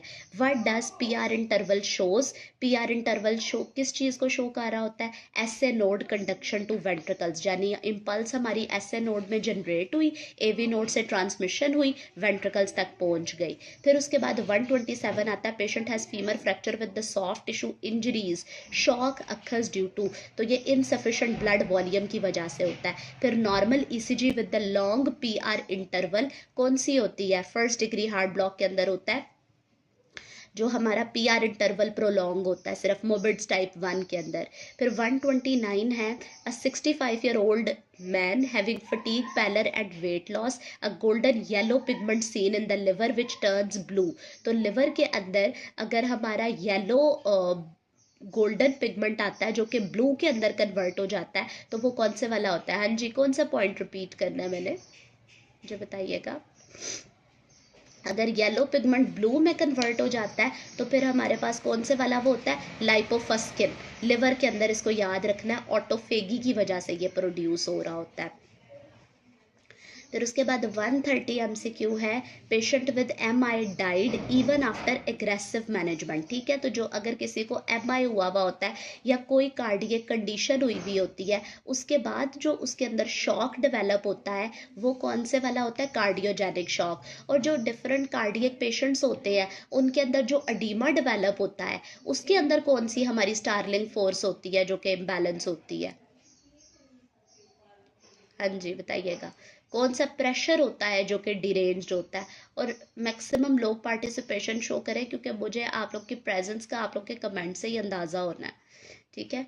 बाकी आप लोग को भी पता है कि it's not kind of regular interactive session, और I am trying to deliver, और मुझे असेस इसी चीज़ से होना है। जो जो लोग भी दे रहे हैं कमेंट में, आपकी टाइपिंग स्पीड लेट हो सकती है, लेकिन जो है ना टाइप ज़रूर करें, दैट वुड बी इफेक्टिव।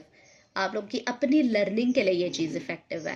फिर 131 है, patient after RTA with multiple rib fracture which of the following must be the first treatment, तो जब भी हमारी जो है ना पोली इंजरी होती है, पोली ट्रॉमा पेशेंट्स होते हैं, मल्टीपल बोन्स के फ्रैक्चर्स होते हैं, तो उसके अंदर हमारे पास कौन सी जो है ना सबसे पहले इनिशिएट प्रोसेस ऑफ रिससिटेशन के अंदर क्या आता है, फ्लूइड रिप्लेसमेंट आ रही होती है। फिर 132 है, role of somatostatin in pancreatic fistula, ठीक है जी। जब हमारा पैंक्रियाटिक फिस्टुला बन जाता है ना, तो वो एक एबनॉर्मल ओपनिंग होती है जिसके थ्रू एग्जेसिव सिक्रीशंस हो रही होती हैं, और जब एग्जेसिव सिक्रीशंस होती हैं तो उसमें हमने क्या देना होता है, सोमैटोस्टैटिन देना होता है, ताकि वो सिक्रीशंस को इनहिबिट करवाए।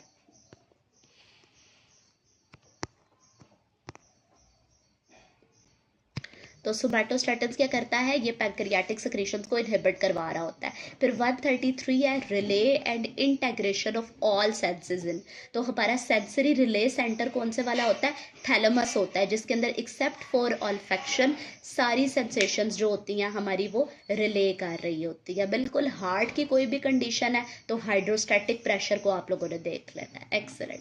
फिर उसके बाद आता है ionising radiation cause injury by. Radiations की वजह से कोई भी इंजरी होती है उसके अंदर क्या होता है, फ्री रेडिकल फॉर्मेशन हो रही होती है। रैशनल ड्रग डिजाइन जो है इसमें आपने एल्टीप्लेज जो है वो उसको याद रखना है। थेराप्यूटिक यूज क्या होता है कैल्सीटोनिन का, कैल्सीटोनिन ने कैल्शियम लेवल को डिक्रीज करना होता है, ये पेजेंट्स डिजीज में हमारी यूज हो रही होती है। After vasectomy seminal fluid will contain, तो सेमिनल फ्लूइड के अंदर क्या होता है, सेमिनल एंड प्रोस्टैटिक फ्लूइड होता है। फिर 138 है patient breast carcinoma having history mother sister maternal and gene BRCA1 causing carcinoma present on. तो ये कहाँ पे प्रेजेंट होती है, BRCA1 जो जीन्स है, और कार्सिनोमा जो है ये हमारे जो BRCA1 जीन होती है प्रेजेंट होती है न्यूक्लियस पे, ठीक है। और एक हम लोगों ने यहाँ पे जो डिफरेंट अपना पढ़ा था सिर्फ आफ्टर कंसेप्शन, हमने कहा था प्रो न्यूक्लियोलाई का क्लिवेज होता है वो 24 आवर्स के बाद होता है, एक वो MCQ था जो कि नया था वरना पुरानी ही रेपिटिशन हो रही है। फिर उसके बाद 139 है 20-year-old skateboarder hit his head on the left side, initially alert but he then became unconscious. CT brain showed a crescent shaped bleed on the parietal area. Its side what artery or vein involved। तो जब हमारे पास सब ड्यूरल होता है और crescent shape, चूंकि इन्होंने इधर ब्लीड बताई हुई है, क्रीसेंट शेप हिमाटोमा सब ड्यूरल हिमाटोमा होता है, तो उसके अंदर कौन सी हमारी वेन्स इन्वॉल्व होती हैं, ब्रिजिंग वेन्स इन्वॉल्व होती है। और जब हमारी होती है एपिड्यूरल हिमाटोमा बनता है उसके अंदर लेंस शेप होता है हमारा हिमाटोमा, बाई कन्वेक्स जो होता है, और उसके अंदर कौन सी आर्टरी इन्वॉल्व होती है, माशाल्लाह से याद रखना, मीडियल मेनिंजियल आर्टरी। फिर उसके बाद 140 है male had malignancy of the brain 1 year back having sagging face drooping eyelids, what part of the skull और क्रेनियम और फोसा इज अफेक्टेड। तो सैगिंग फेस जहाँ पे आ जाता है पेट्रोजल पार्ट इन्वॉल्व होता है। Which of the following paraneoplastic syndrome is associated with the small cell carcinoma of the lung. तो small cell carcinoma of the lung के साथ, या जिसे हम ओट सेल कार्सिनोमा भी कहते हैं, उसके साथ हमारा कौन सा रिलेटेड होता है, कुशिन सिंड्रोम होता है। ACTH के जो लेवल होते हैं उसके अंदर वो रेज्ड होते हैं। फिर fundamental defect in the SLE तो इसमें क्या होता है कि failure of the B and T cell tolerance to self antigens, ठीक है। जो B और T सेल्स होते हैं उनकी टॉलरेंस जो होती है टू द सेल्फ एंटीजन वो लॉस हो जाती होती है। फिर उसके बाद आता है हमारा 143 के अंदर क्या आ रहा होता है, शॉर्टेस्ट प्रो इरिथ्रोसिटिक स्टेज किसकी होती है। तो ये हमने दो चीज़ों से याद रखा था कि जो शादी के बाद छोटी सी फॉल्स सी खुशी होती है वो कौन सी होती है हमारी, वो होती है फेल्सीपैरम फॉल्स सी होती है, तो उसका शॉर्टेस्ट प्रो इरिथ्रोसिटिक फेज होता है। और लंबी सी माला हम पहनाते हैं जो भी बंदा होता है उसको, तो लॉन्गेस्ट प्रो इरिथ्रोसिटिक फेज माला मलेरिया का होता है, और शॉर्टेस्ट प्रो इरिथ्रोसिटिक फेज जो होता है वो प्लाज्मोडियम फेल्सीपैरम का होता है। फिर 41% हिमेटोक्रिट का क्या मतलब होता है, हिमेटोक्रिट किसको इंडिकेट करता है, फॉर्म्ड कंपोनेंट्स को ये इंडिकेट कर रहा होता है जो हमारे सेल्स होते हैं ब्लड के अंदर। 41% of the formed elements on the red blood cells. फिर उसके बाद आता है यूरिथराइटिस, आर्थराइटिस और कंजंक्टिवाइटिस। तो ये एक ना ट्राइएड होता है जिसके अंदर आई के भी सिम्टम्स होते हैं, जॉइंट्स की इन्वॉल्वमेंट भी होती है, और साथ में यूरिनरी सिम्टम्स भी होते हैं। तो इसमें कौन से वाला होता है, रिएक्टिव आर्थराइटिस होता है, रीटर सिंड्रोम होता है जो कि एसोसिएटेड होता है। फिर 146 है squamocolumnar epithelium present 3 centimetre above of the cardiac end of the oesophagus, diagnosis is. तो ये हमारा जो नॉर्मल गैस्ट्रोईसोफेजियल जंक्शन होता है स्क्वेमोकोलमनर होता है, और अगर ये अबव 3 सेंटीमीटर एक्सटेंड कर रहा होता है तो फिर ये कौन से वाला होता है, बैरेट ईसोफेगस होता है। नॉर्मली ये अप टू 1 to 2 सेंटीमीटर होता है। फिर 147 MCQ है climber at high altitude experience hypothermia on returning to base camp adapts to cold weather by heat generation due to which of the following. तो हमारा जो पोस्टीरियर हाइपोथैलेमस होता है उसके वो हमारा हीट जनरेशन के अंदर इन्वॉल्व होता है जब कोल्ड से स्टिमुलस होता है, तो ये आ रहा होता है। कूलिंग के अंदर कौन सा इन्वॉल्व होता है, AC के निमोनिक से हम लोग याद रखते हैं। कूलिंग के अंदर कौन सा इन्वॉल्व होता है आप बताएं। फिर 148 आता है, female presented with the weakness on the right side, CT scan shows posterior frontal parietal and medial temporal lobe affected. ठीक है जी, तो ये वाले किसकी ट्राइब्यूटरीज होती हैं, ये मिडल सेरेब्रल आर्टरीज होती हैं जो कि हमारी इन्वॉल्व होती हैं। Posterior frontal parietal and medial temporal lobe इसके अंदर इफेक्टेड होते हैं। फिर उसके बाद आता है female presented with the weakness on the right side, CT scan shows, यही वाली बात है, मिडल सेरेब्रल आर्टरी ही है हमारी। 140 है 150 है, 49-year-old man has a pulmonary embolism that completely blocks the blood flow to his left lung, as a result which of the following will occur। तो इसके अंदर क्या चीज़ आती है, alveolar partial pressure,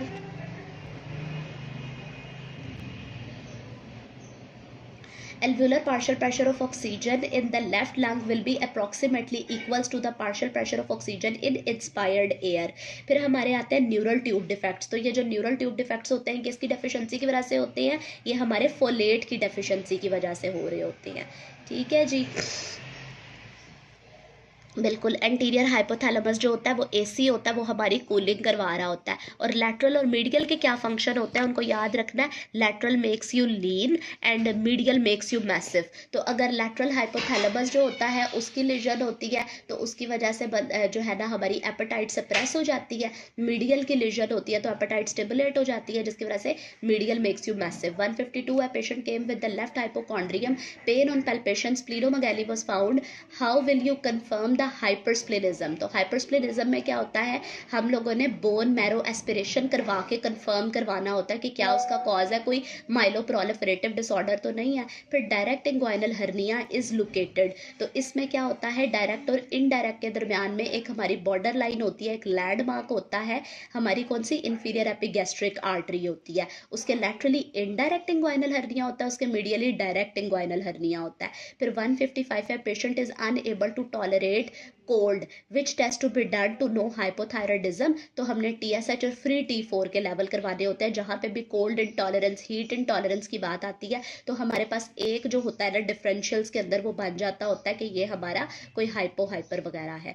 फिर उसके बाद आता है 156, a 53-year-old patient had non-productive cough for 2 months, non-smoker, now presented with the blood streaked sputum, left lung has 5 centimeter hilar mass, sputum shows hyperchromatic pleomorphic cells with the scanty cytoplasm। तो ये सारे tumour के neoplasia के features दिए हुए हैं और उसके अंदर पॉजिटिव एजेंट आपसे पूछा हुआ है तो वो कौन से वाला होता है, रेडॉन एक्सपोजर होता है। फिर 157 है, which of the following is last to appear normal in the blood after haemorrhage. Haemorrhage होने के बाद सबसे आखिर में कौन सी हमारी ब्लीडिंग प्रोफाइल है जो कि नॉर्मलाइज होती है, रेड ब्लड सेल्स होते हैं। फिर hyperexcitability of the neuron due to deficiency of which of the following. Hyperexcitability में कैल्शियम की डेफिशिएंसी होती है जिसकी वजह से हाइपोकैल्सीमिक टेटनी हो जाती है। ठीक है, फिर उसके बाद आता है क्योंकि कैल्शियम गार्डेड सोडियम चैनल्स जो होते हैं on the neuronal membrane, less calcium means less guarding, increase sodium influx into the neurons, hyperexcitability. ठीक है, उसके बाद आता है 159 an ECG of the patient with electrolyte disturbance. ठीक है, इसके अंदर U वेव है, इन्वर्टेड T वेव है, प्रोलॉन्ग PR इंटरवल है, सारे हाइपोकलीमिया के फीचर्स हैं। फिर उसके बाद है 160, a 26-year male presented to you in surgical ER after penetrating injury to right lateral chest on examination. When he inspired, the mediastinum moves to left side and during expiration shifts towards the left side is enhanced। ठीक है, तो हमारी unilateral chest injury है, mediastinum की shift जो है वो opposite side पर है और हमारे पास जो है डायग्नोसिस के अंदर यहाँ पे क्या आता है, टेंशन नीमोथोरैक्स जो होता है वो इसके अंदर इन्वॉल्व होता है।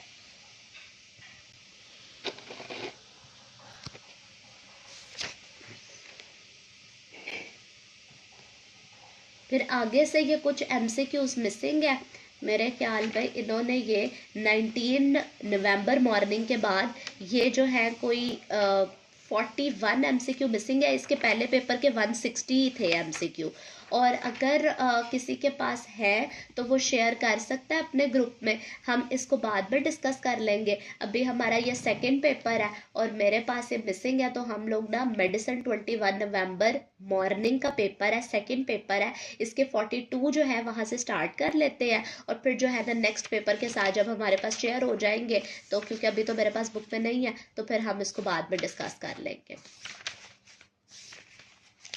अभी इसके टोटल हमारे पास 162 है, तो 42 से हम लोग स्टार्ट करते हैं, जिसमें हमारा है dicyclomine acts on which receptors. ठीक है, तो जो डाइसाइक्लोमिन होती है ये किस पे एक्ट करती है, M3 रिसेप्टर्स जो होते हैं उनके ऊपर एक्ट कर रही होती है। फिर उसके बाद 43 है alpha rhythm on EEG increase frequently due to. Alpha rhythm जो है ये इंक्रीज करता है जब, तो वो कब होता है, जब हमारा low partial pressure of carbon dioxide जो है ना वो होता है, तो हमारी हाइपर वेंटिलेशन होती है, कार्बन डाइऑक्साइड का पार्शियल प्रेशर डिक्रीज होता है, उसके अंदर हमारा जो है ना अल्फा रिदम आ रहा होता है। फिर ए वेव रिस्पॉन्स टू, तो JVP की जो ए वेव होती है वो किस चीज़ को जो है ना रिप्रेजेंट कर रही होती है, वो हमारी रिप्रेजेंट करती है PR सेगमेंट को। Patient after RTA had severe blood loss and no urine output. Even after 3 days, patient failed to have urine output. Creatinine 9.5, biopsy shows cortical necrosis and severe acute tubular necrosis. तो जब cortical necrosis भी होते हैं और साथ में हमारे acute tubular necrosis भी होते हैं, उसके अंदर हमारी irreversible injuries जो होती हैं वो involve होती हैं। फिर उसके बाद है 46 medial collateral ligament damage at elbow which nerve is involve. तो यहाँ पे जो हमारी कोनी होती है, जो हमारी एल्बो होती है, उसके पोस्ट्रोमीडियल साइड्स के ऊपर जो पास कर रही होती है वो अल्लर नर्व होती है।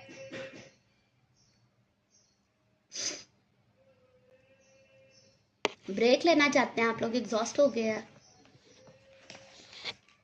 फिर हमें यहाँ पे लाइव सेशन एंड करना पड़ेगा और नेक्स्ट स्टार्ट करना पड़ेगा।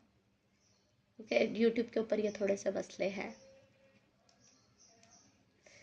अभी हम लोग बस इसको जो है ना हार्डली हमें 30 मिनट्स लगने हैं, 30 मिनट्स में इसको एंड करते हैं। फिर उसके बाद जो है ना आप लोग की ब्रेक ही ब्रेक है। 2 पेपर्स कर लेते हैं आज, कल से हम कोई अच्छा सिस्टम बनाते हैं। और अपनी जो है ना यूट्यूब पे मैं कोशिश करूँगी वीडियो ऑन कर लूँ, उससे ज़्यादा कंफर्टेबल रहता है गैस। तो हम ये करते हैं कि इसको जो है ना कंटिन्यू रखते हैं और बस 30 मिनट्स में ये एंड हो जाना है।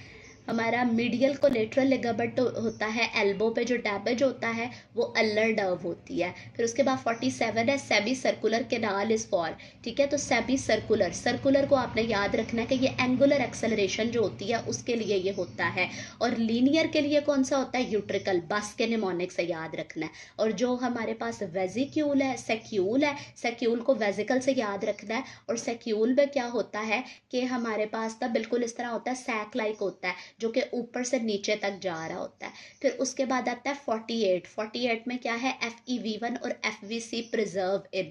तो ये जो फोर्स्ड एक्सपिरेटरी वॉल्यूम होता है और जो फोर्स्ड वाइटल कैपेसिटी होती है किस में प्रिजर्व होती है, हमारी इंटरस्टिशियल लंग डिजीज के अंदर होती है। और डेंसिट्रॉन जो होता है, जो हमारा ऑनसेट होता है, उसका मैकेनिज्म ऑफ एक्शन क्या होता है कि ये 5-HT3 रिसेप्टर एंटागोनिस्ट होता है। मोस्ट कॉमन कॉज क्या होता है, डिरेंज्ड PT और एपिटीटी का। जब PT और एपिटीटी दोनों प्रोलॉन्ग होते हैं तो फिर हमारे पास कोई लिवर डिजीज होती है, जॉन्डस उसकी मैनिफेस्टेशन होती है। What is the most appropriate treatment of the haemophilia, haemophilia के अंदर हमने क्रायोप्रेसिपिटेट्स देने होते हैं जिसके अंदर हमारे फैक्टर 8 to 13 आ रहे होते हैं। ये मोस्ट अप्रोप्रिएट ट्रीटमेंट है। जो स्टेटमेंट है ना इसके अंदर छोटे छोटे से हिंट्स जो होते हैं ना उनको देखा करें कि इसका जो है ना इमीडिएट इंपॉर्टेंट जो है वो एंटीडोट कौन सा होगा, इसका most initial treatment, immediate treatment क्या होगा, या इसका मोस्ट अप्रोप्रिएट ट्रीटमेंट क्या होगा। तो मोस्ट अप्रोप्रिएट के अंदर क्रायोप्रेसिपिटेट है हमारा। फिर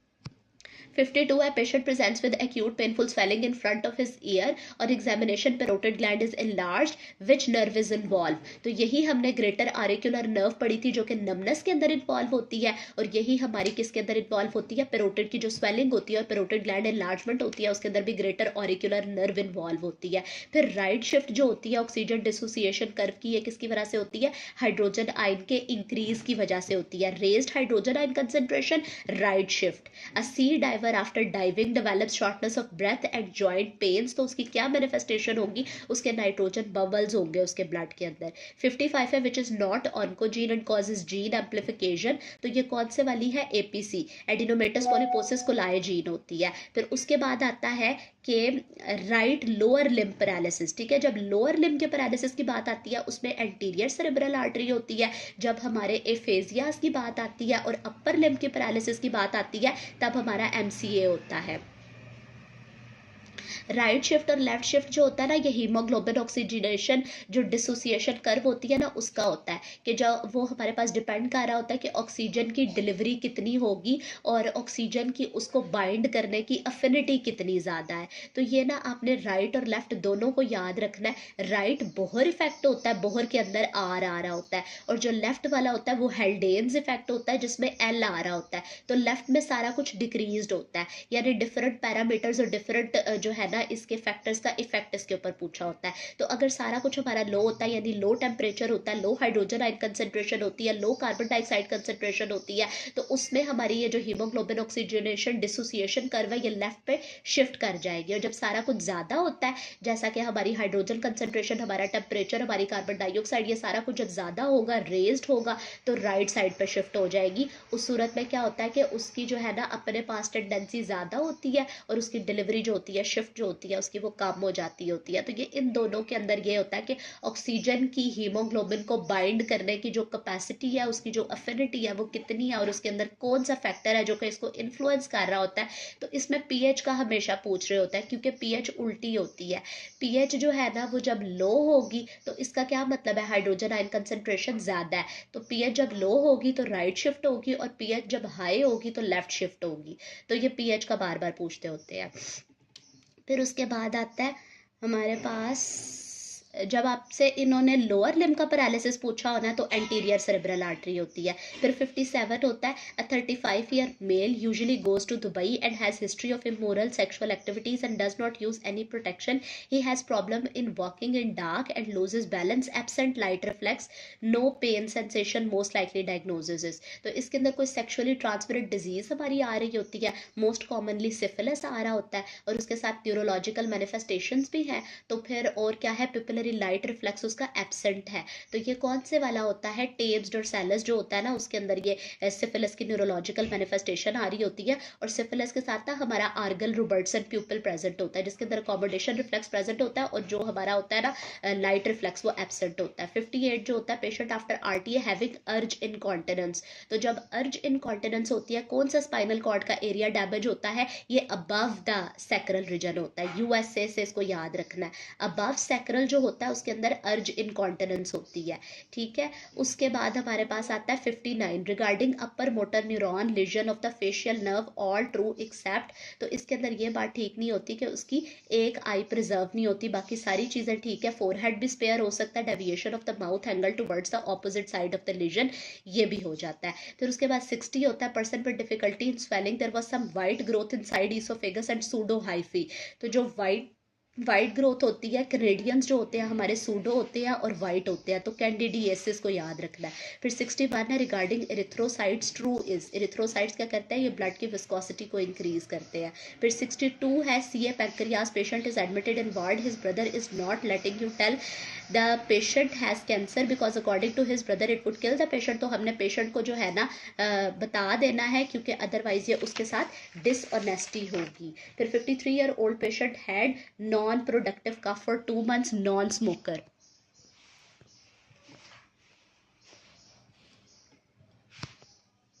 non smoker now presented with the blood streaked sputum, left lung has 5 cm hilar mass, sputum shows hyperchromatic pleomorphic with the scanty cytoplasm। ये बार बार नियोप्लाज्मा वाला सिनेरियो आता है, नियोप्लेजिया वाला, और उसके अंदर रेडॉन एक्सपोजर जो है वो कॉज ऑफ दिस कंडीशन होता है। फिर 64 है, child has history of drinking from rusty pipe, presents with anaemia. तो ये जो रस्टी पाइप्स होते हैं ये कौन से होते हैं, लेड के साथ ये पसले बसाइल आ रहे होते हैं, लेड वाले पाइप्स होते हैं।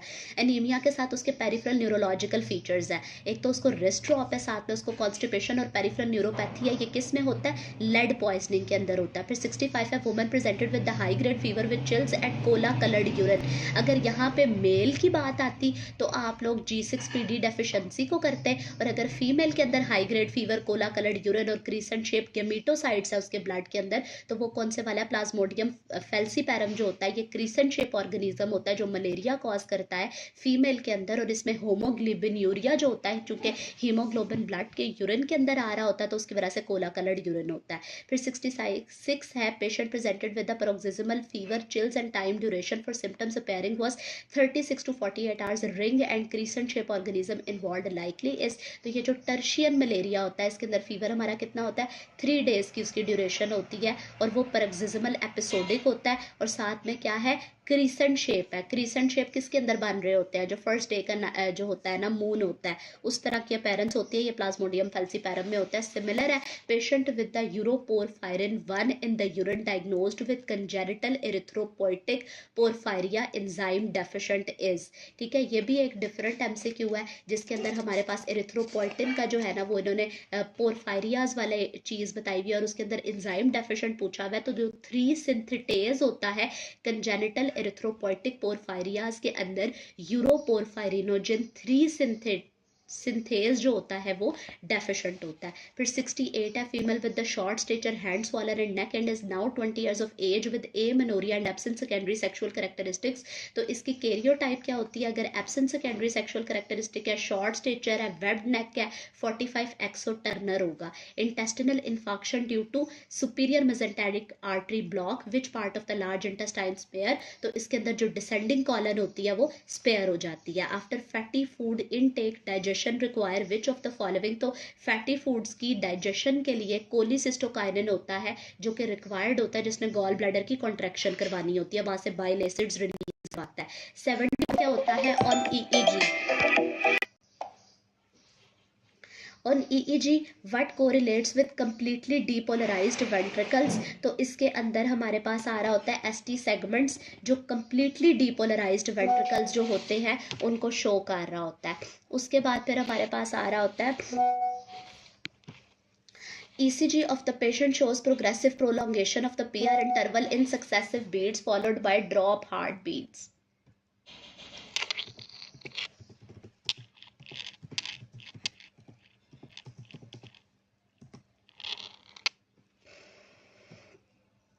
फिर इसके बाद आता है, अच्छा ये जो होता है ना हमारे 72 है, इसके अंदर आता है ECG of the patient shows progressive prolongation of the PR interval in successive beats followed by drop beat.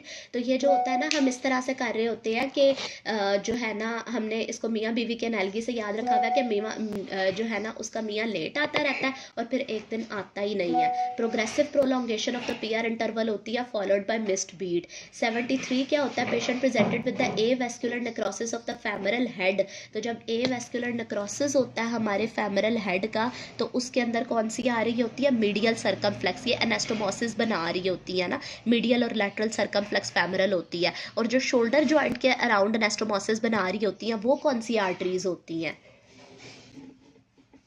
हाँ जी कमेंट्स में बताएं।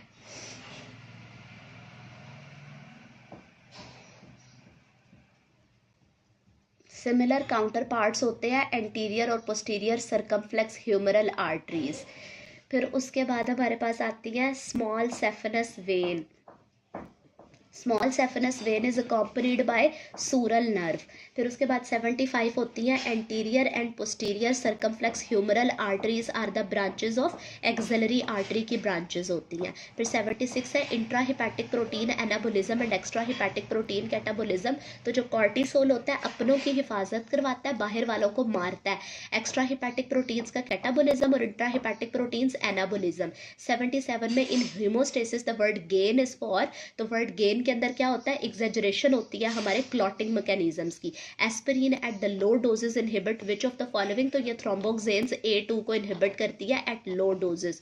जो therapeutic dose of the drug होती है वो किस चीज़ को इंडिकेट करती है, पोटेंसी को। DP is the window range, तो जो डोज होती है वो पोटेंसी को इंडिकेट करती है। फिर उसके बाद 80 है, patient presented with the peripheral tingling, numbness, diplopia and visual disturbance, diagnosed with demyelination disease. What type nervous system cells are affected in this disease, तो इसके अंदर ओलिगोडेंड्रोसाइट्स होते हैं जो कि इन्वॉल्व होते हैं CNS के अंदर माइलिनेशन करवा रहे होते हैं। 81 है, patient had cough and x-ray shows hilar lymphadenopathy, non caseating granuloma. Non caseating granuloma किसमें होते हैं, सार्काइडोसिस के अंदर होते हैं। And there is the rash on the lower limb, diagnosis is सार्काइडोसिस।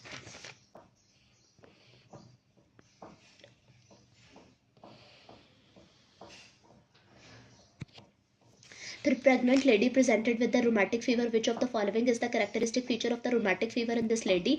तो मैट के निमोनिक से याद रखना है सबसे ज़्यादा कौन सी हमारी होती है, वेल्वुलर डिफॉर्मिटी, जो कि रूमेटिक हार्ट डिजीज के साथ होती है, माइट्रल स्टीनोसिस। मैट में कौन से आते हैं, माइट्रल, एओर्टिक और ट्राइकस्पिड, उसमें भी स्टीनोसिस, माइट्रल स्टीनोसिस सबसे ज़्यादा आती है। Child having hydrocephalus due to defect in, hydrocephalus में क्या होता है, एब्जॉर्प्शन डिफेक्टिव होती है, एरेक्नाइड ग्रेन्युलेशंस के मसले मसाइल होते हैं।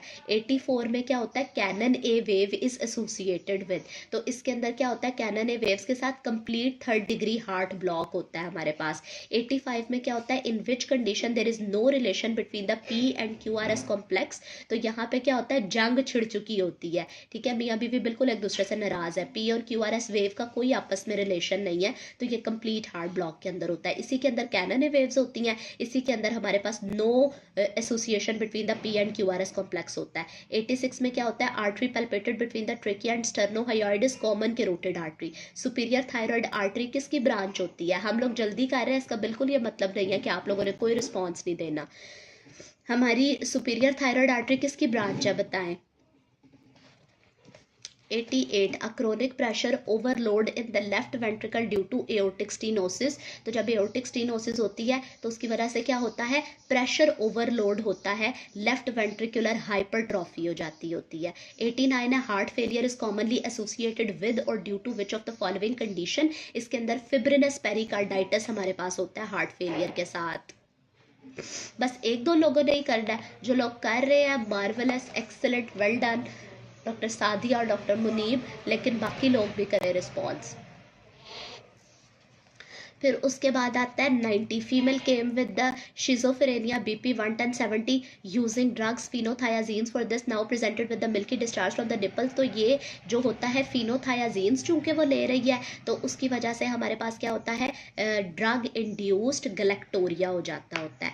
Highest chance of the pneumothorax occurs while passing CVP, तो जब हम CVP पास करते हैं राइट सबक्लेवियन वेन के थ्रू, उसमें न्यूमोथोरिक्स के चांसेस ज्यादा हो जाते हैं। 92 है, patient came in the ER with the chest pain, ECG normal, cardiac enzymes normal, doctor advised thoracic cage x-ray, which one of these structure is cartilaginous plus amphiarthrosis joint। तो ये हमारे पास कौन से होता है जिसके अंदर cartilaginous और amphiarthrosis joints होता है, ये costochondral होते हैं।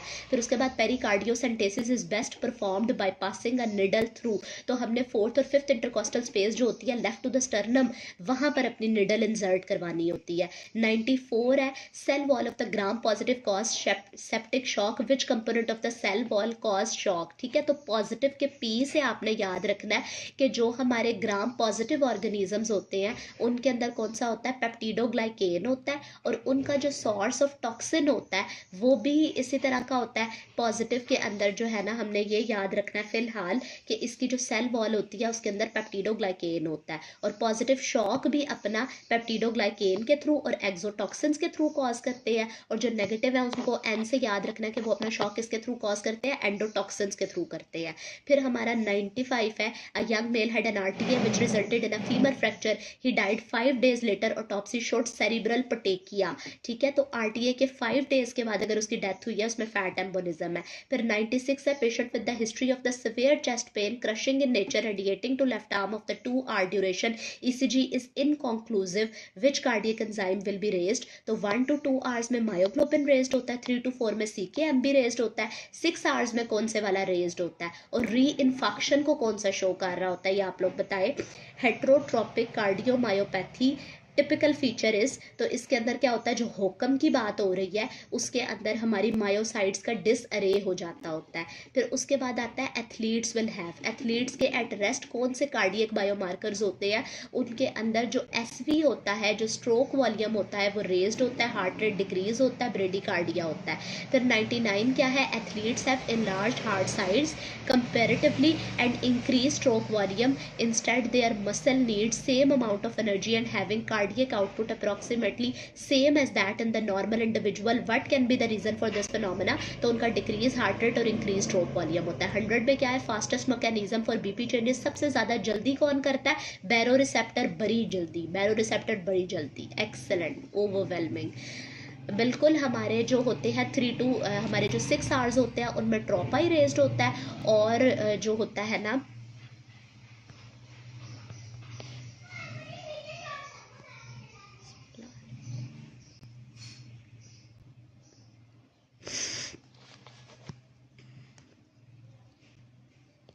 स्टक हो जाती है स्क्रीन।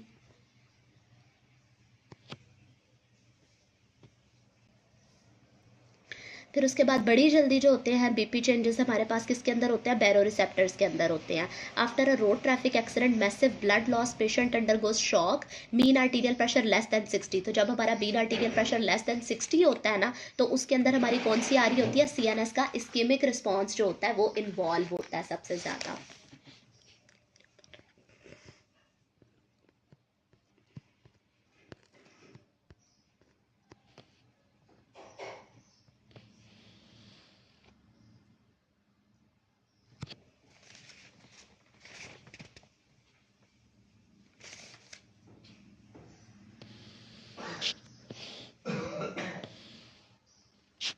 हम्म 1 और 2 है हमारा। आप साइटोकैरेटिन, cytokeratin is an intermediate filament found in cells but is most commonly used for the detection of, cytokeratin किसके लिए यूज होता है, नियोप्लेजिया के लिए। ये भी एक kind of a tumour marker है जिसमें नियोप्लेजिया हमारे आ जाते होते हैं।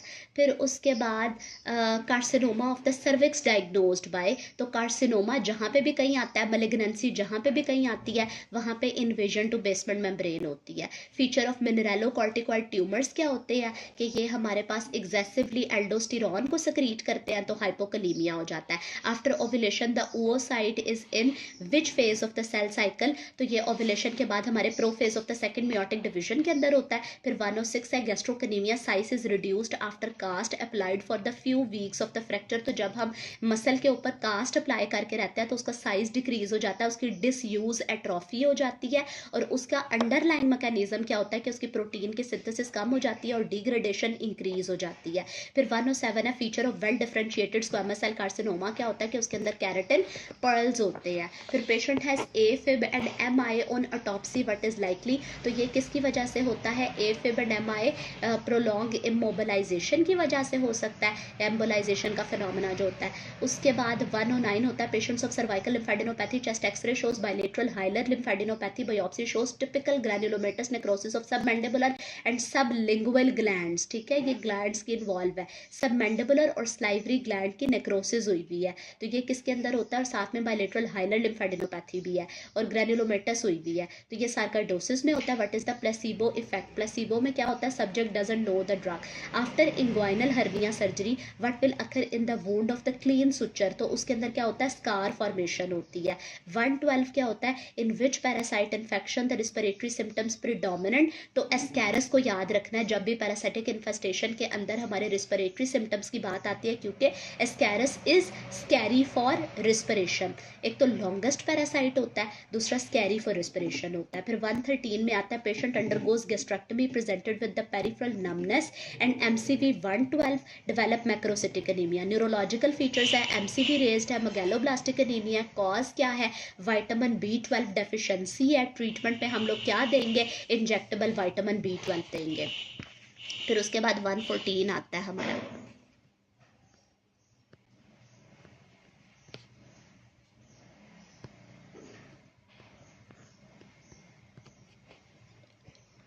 Contraction of the skeletal muscle involve activity of the large number of the proteins required for relaxation of the muscle is. तो मसल के रिलैक्सेशन के लिए हमारे पास कौन सी रिक्वायर्ड है? ट्रोपोमायोसिन जो है ना वो रिक्वायर्ड है. और स्केलेटल मसल्स की कॉन्ट्रैक्शन जो होती है वो कौन सी करवा रही होती है? प्रोटीन. हाँ जी.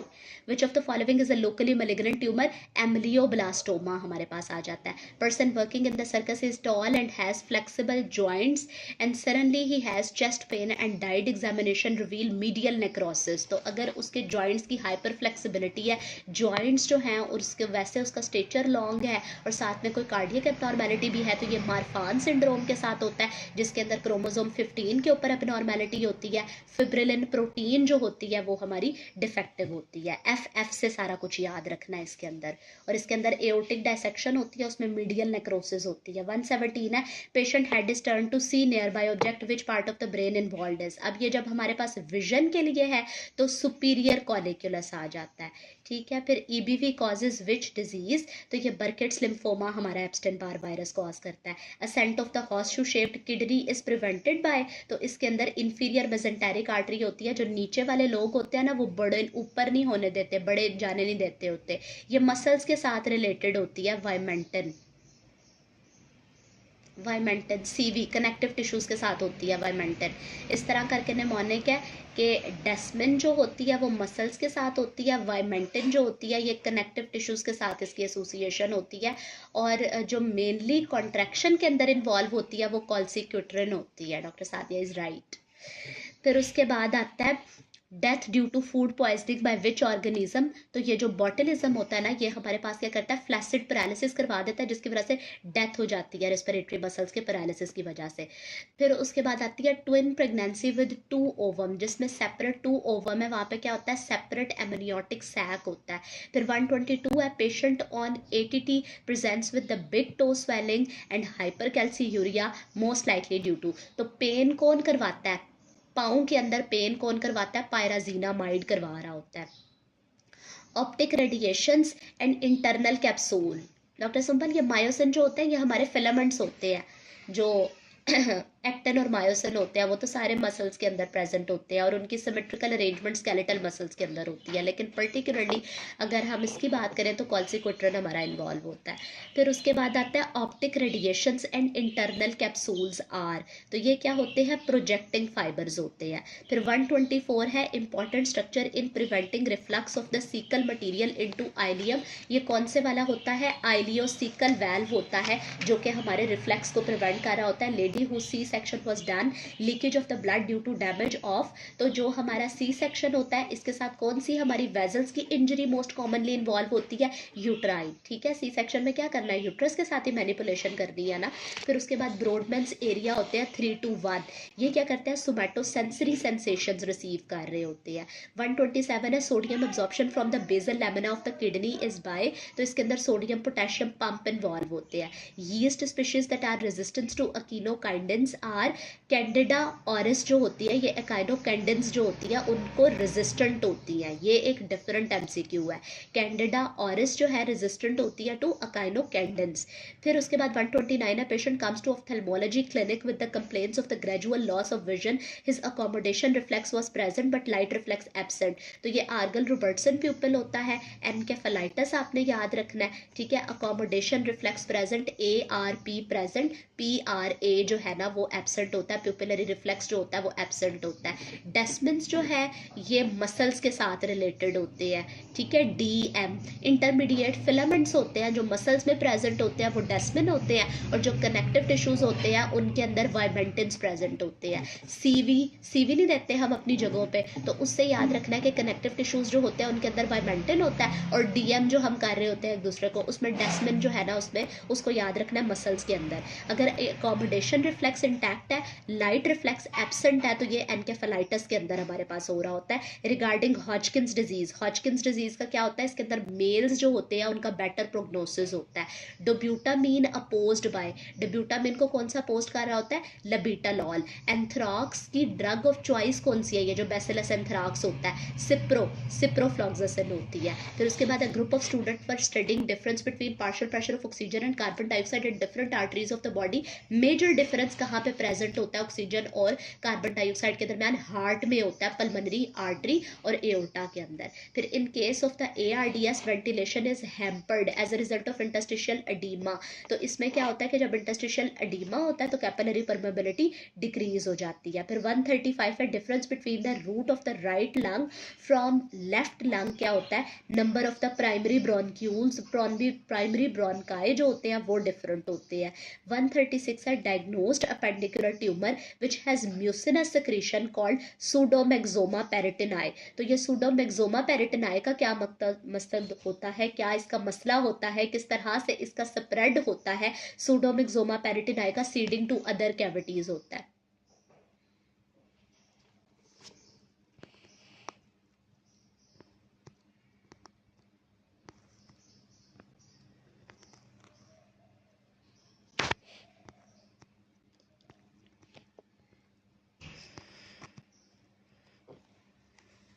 फिर आगे आ रहा होता है विटामिन के डेफिशिएंसी कॉजेज इंक्रीज इन। तो विटामिन के की डेफिशिएंसी की वजह से हमारा जो प्रोथ्रोम्बिन टाइम होता है ना वो इंक्रीज हो जाता होता है। 138 है patient can not recognise object with the close eyes, lesion is in. तो ये एस्टीरियोग्नोसिस है, अगर पेराइटल लोब होता हम उसको प्रेफर करते। यहाँ पे हमारी ऑप्शन करेक्ट क्या है, सोमस्थेटिक एसोसिएशन एरियाज जो है वो। सिंपैथोमाइमेटिक ड्रग इज कौन सी, is which one of the following. तो हमारी सिंपैथोमाइमेटिक ड्रग कौन सी होती है, एम्फिटामीन होती है जिसके एड्रेनर्जिक इफेक्ट होते हैं। फिर इसके अलावा 6 year old girl presented to OPD with the excessive facial and chest hair. अब इसके अंदर क्या है, एंड्रोजेनिक जो फीचर्स है ना वो ज्यादा है कि इसके फेशियल और चेस्ट हेयर ज्यादा है। Adult size external genitalia and deepening of the voice. She also gives history of 2 siblings death suffering from the same condition. तो कौन सी एंजाइम की डेफिशिएंसी यहाँ पे होती है, 21 हाइड्रोक्सिलेज डेफिशिएंसी है, जिसमें इन्होंने बताया हुआ है कि 17 अल्फा हाइड्रोक्सिलेज। एक याद रखने के लिए ट्रिक बताया हुआ है कि हाइपरटेंशन जो होती है उसके साथ cause hypertension starts with the 1। 21 के अंदर क्या होता है, ये विरलाइजेशन कॉज करता है फीमेल के अंदर और ये एंड करता है 1 के साथ। और 11 बीटा हाइड्रोक्सिलेज जो होता है ये विरलाइजेशन भी कॉज करता है, हाइपरटेंशन भी कॉज करता है। ठीक है, तो 21 हाइड्रोक्सिलेज जो है इसके रेलेवेंस आपने याद रखना है कि ये हमारे पास विरलाइजेशन कॉज करता है। ठीक है, 138 का ई ऑप्शन है इरेटा के अंदर, तो इसको याद रखना है कि ये सोमस्थेटिक एसोसिएशन एरिया ही है। हम पीछे भी पढ़ के आए हैं कि ये एस्टीरियोगनोसिस होती है, उसके अंदर इन्वॉल्व हमारा सोमस्थेटिक एसोसिएशन एरिया। फिर HSV2 जो है ये क्या कॉज करता है, CS सर्विक्स कॉज कर रहा होता है, सर्वाइकल कैंसर कॉज करता है। Conducting system of the heart हमारा कहाँ पे लोकेटेड होता है, सब एंडोकार्डियम में। SA नोड कहाँ पे होता है, सब एपिकार्डियम। AV नोड कहाँ पे होता है, एंडोकार्डियम। और conducting system of the heart कहाँ पे होता है, सब एंडोकार्डियम। 3 फिंगर से इसको याद रख लेना है, इंडेक्स को SA नोड से, मिडल को AV नोड से, और जो मिडल वाली है ना ये जो आपकी रिंग फिंगर है इसमें कंडक्टिंग सिस्टम जो है वो याद रख ले और इसको याद रखना है कि सब एंडोकार्डियम में होता है। फिर 143 heat loss is controlled by, कैसे कंट्रोल होती है, ये हमारी प्री ऑप्टिक एरिया जो है वो हीट लॉस को कंट्रोल कर रहा होता है। Female with the fever and sore throat and 60% B lymphocytes, B and T lymphocytes normal percentage in the blood क्या होती है, टी लिम्फोसाइट्स ट्रिमेंडस होते हैं, वो एग्जेस में होते हैं। 80 to 90% टी लिम्फोसाइट्स होते हैं, बी लिम्फोसाइट्स 10 to 20% होते हैं। फिर उसके बाद आता है in quiet respiration muscles which increase the vertical diameter of the thorax is increased by, diaphragm जो होता है वो वर्टिकल डायमीटर जो होता है उसको इंक्रीज कर रहा होता है। फिर उसके बाद आती है हीन्स बॉडीज। हीन्स बॉडीज कहाँ पे प्रेजेंट होती है, G6PD डेफिशिएंसी के अंदर होती है। Development of the breast alveoli and lobules, ये किसका फंक्शन है, प्रोजेस्टेरॉन का। और जो फैट्स की डेपोजिशन होती है वो किसका फंक्शन होता है, एस्ट्रोजन का। फिर 148 है patient exhibit signs of myasthenia gravis, what is the best confirmatory test in him. तो इसके अंदर माइस्थेनिया ग्रेविस के अंदर कंफर्मेटरी टेस्ट कौन सा होता है, इलेक्ट्रोमायोग्राफी होती है। गुड डॉक्टर पेशेंट रिलेशनशिप किस चीज़ पर डिपेंड करता है, एक्टिव लिसनिंग पे। फिर 150 है increase extra cellular calcium causes which of the following. तो कैल्शियम जब हमारा इंक्रीज करता है कॉन्ट्रैक्टिलिटी को ज़्यादा करता है, सिस्टलिक अरेस्ट करवा देता है। मिनरलोकॉर्टिकॉइड सिक्रीटिंग ट्यूमर्स जो होते हैं उनकी सीरम फाइंडिंग क्या होती है, उनके अंदर हाइपोकैल्सीमिया होता है, हाइपोकलीमिया। ठीक है, अगर हाइपोकैलेमिया या हाइपोकैल्सीमिया कर दें। फिर उसके बाद इसमें क्या है, इसमें एक पूरा लंबा चौड़ा फिनोमेना होता है कि हाइड्रोजन और कैल्शियम जो है उनका कंपटीशन होता है एल्ब्यूमिन के लिए। तो जब वो हाइड्रोजन बाइंड कर जाता है, कैल्शियम को जगह नहीं मिलती है, और इस तरह से जो है ना, जब कैल्शियम बाइंड कर जाता है तो हाइपोकैल्सीमिया हमारे पास हो जाता है, क्योंकि उसके लेवल जो होते हैं कैल्शियम के वो लो रह जाते हैं। तो मतलब आपने बस ये याद रखना है कि मिनरलोकॉर्टिकॉइड्स की जब एग्जेस होती है, मिनरलोकॉर्टिकॉइड सिक्रीटिंग ट्यूमर होता है, तो उसके अंदर हमारा क्या होता है, हाइपोकैल्सीमिया। 152 है, which parameter of heart are checked during exercise. Exercise में कार्डियक आउटपुट को मॉनिटर करते हैं हम लोग। फिर उसके बाद आता है 70 year old with accommodation modulation refractive errors will be 59 dioptres आ रहे होते हैं, जो इसका रिफ्रैक्टिव एरर होता है। In mitochondria proteins generated by endoplasmic reticulum. फिर 155 है, aortic stenosis will cause the left ventricle decrease contractility.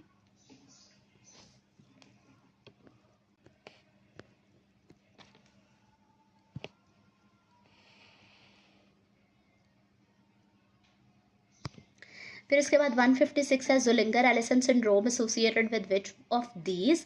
तो ये हमारे जो पेप्टिक अल्सर डिजीज होती है उसके साथ जो हमारा ज़ोलिंगर एलिसन सिंड्रोम होता है वो एसोसिएटेड होता है।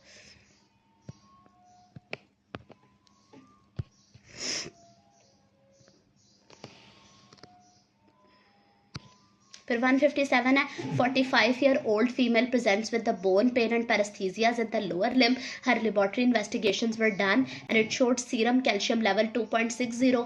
ठीक है, जो कि हमारी किसके अंदर है, अपर नॉर्मल लिमिट के अंदर है। 2.10 टू 2.65 को देखें तो इनऑर्गेनिक फॉस्फेट 0.9 मिलीमोल्स पर लीटर है। ठीक है, ये किसके अंदर है, ये लोअर नॉर्मल लिमिट के अंदर है। ALP भी हमारा रेज्ड है, और जो सीरम PTH के लेवल्स है वो भी बॉर्डर लाइन रेज्ड है। तो इनका डायग्नोसिस क्या होता है, अर्ली प्राइमरी हाइपर पैराथायरॉइडिज्म हो रहा होता है, जिसमें कैल्शियम रेज होता है, फॉस्फेट डिक्रीज होता है, और PTH भी रेज्ड होता है। प्रोटो ऑन्कोजीन्स क्या होते हैं, ये हमारे नॉर्मल जीन्स होते हैं जो सेलुलर ग्रोथ को कंट्रोल कर रहे होते हैं। फिर fat pads of the upper eyelid is anterior to, हमेशा याद रखना है कि लिवेटर जो होता है उसके आगे हमारे पास जो होता है वो फैट पैड जो होता है वो पड़ा हुआ होता है। Most accurate confirmatory and gold standard, excellent.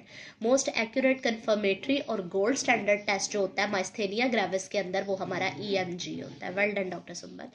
Type of hyper sensitivity in erythroblastosis fetalis, तो my blood group is RH positive. इसके निमोनिक से याद रखना है RH पॉजिटिव। जो RH इनकम्पैटिबिलिटी होती है वो टाइप 2 हाइपर सेंसिटिविटी के अंदर लाई कर रही होती है। फिर 161 है कि एक्टिव थायराइड हार्मोन कौन सा होता है, ये हमारा फ्री T3 होता है। एक तो फ्री होता है यानी कि बाउंडेड फॉर्म में नहीं होता, दूसरा T3 जो होता है ना, ये हमारा होता है जो कि हमारे पेरिफेरल ऑर्गन्स के ऊपर एक्ट करता है, जो फीटल ब्रेन की डेवलपमेंट करवा रहा होता है वो। फिर उसके बाद 162 है, sodium absorption from the DCT increases when plasma volume increases. ठीक है, तो प्लाज्मा वॉल्यूम जब इंक्रीज करता है तो सोडियम की जो एब्जॉर्प्शन होती है फ्रॉम द DCT वो क्या करती है, इंक्रीज कर जाती है।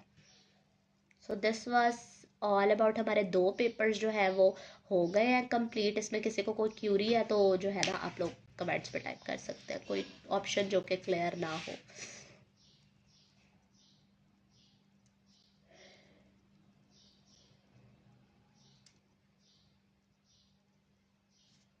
ठीक है, हम एंड करते हैं अपना सेशन। ठीक है, बाकी हम पेपर जो है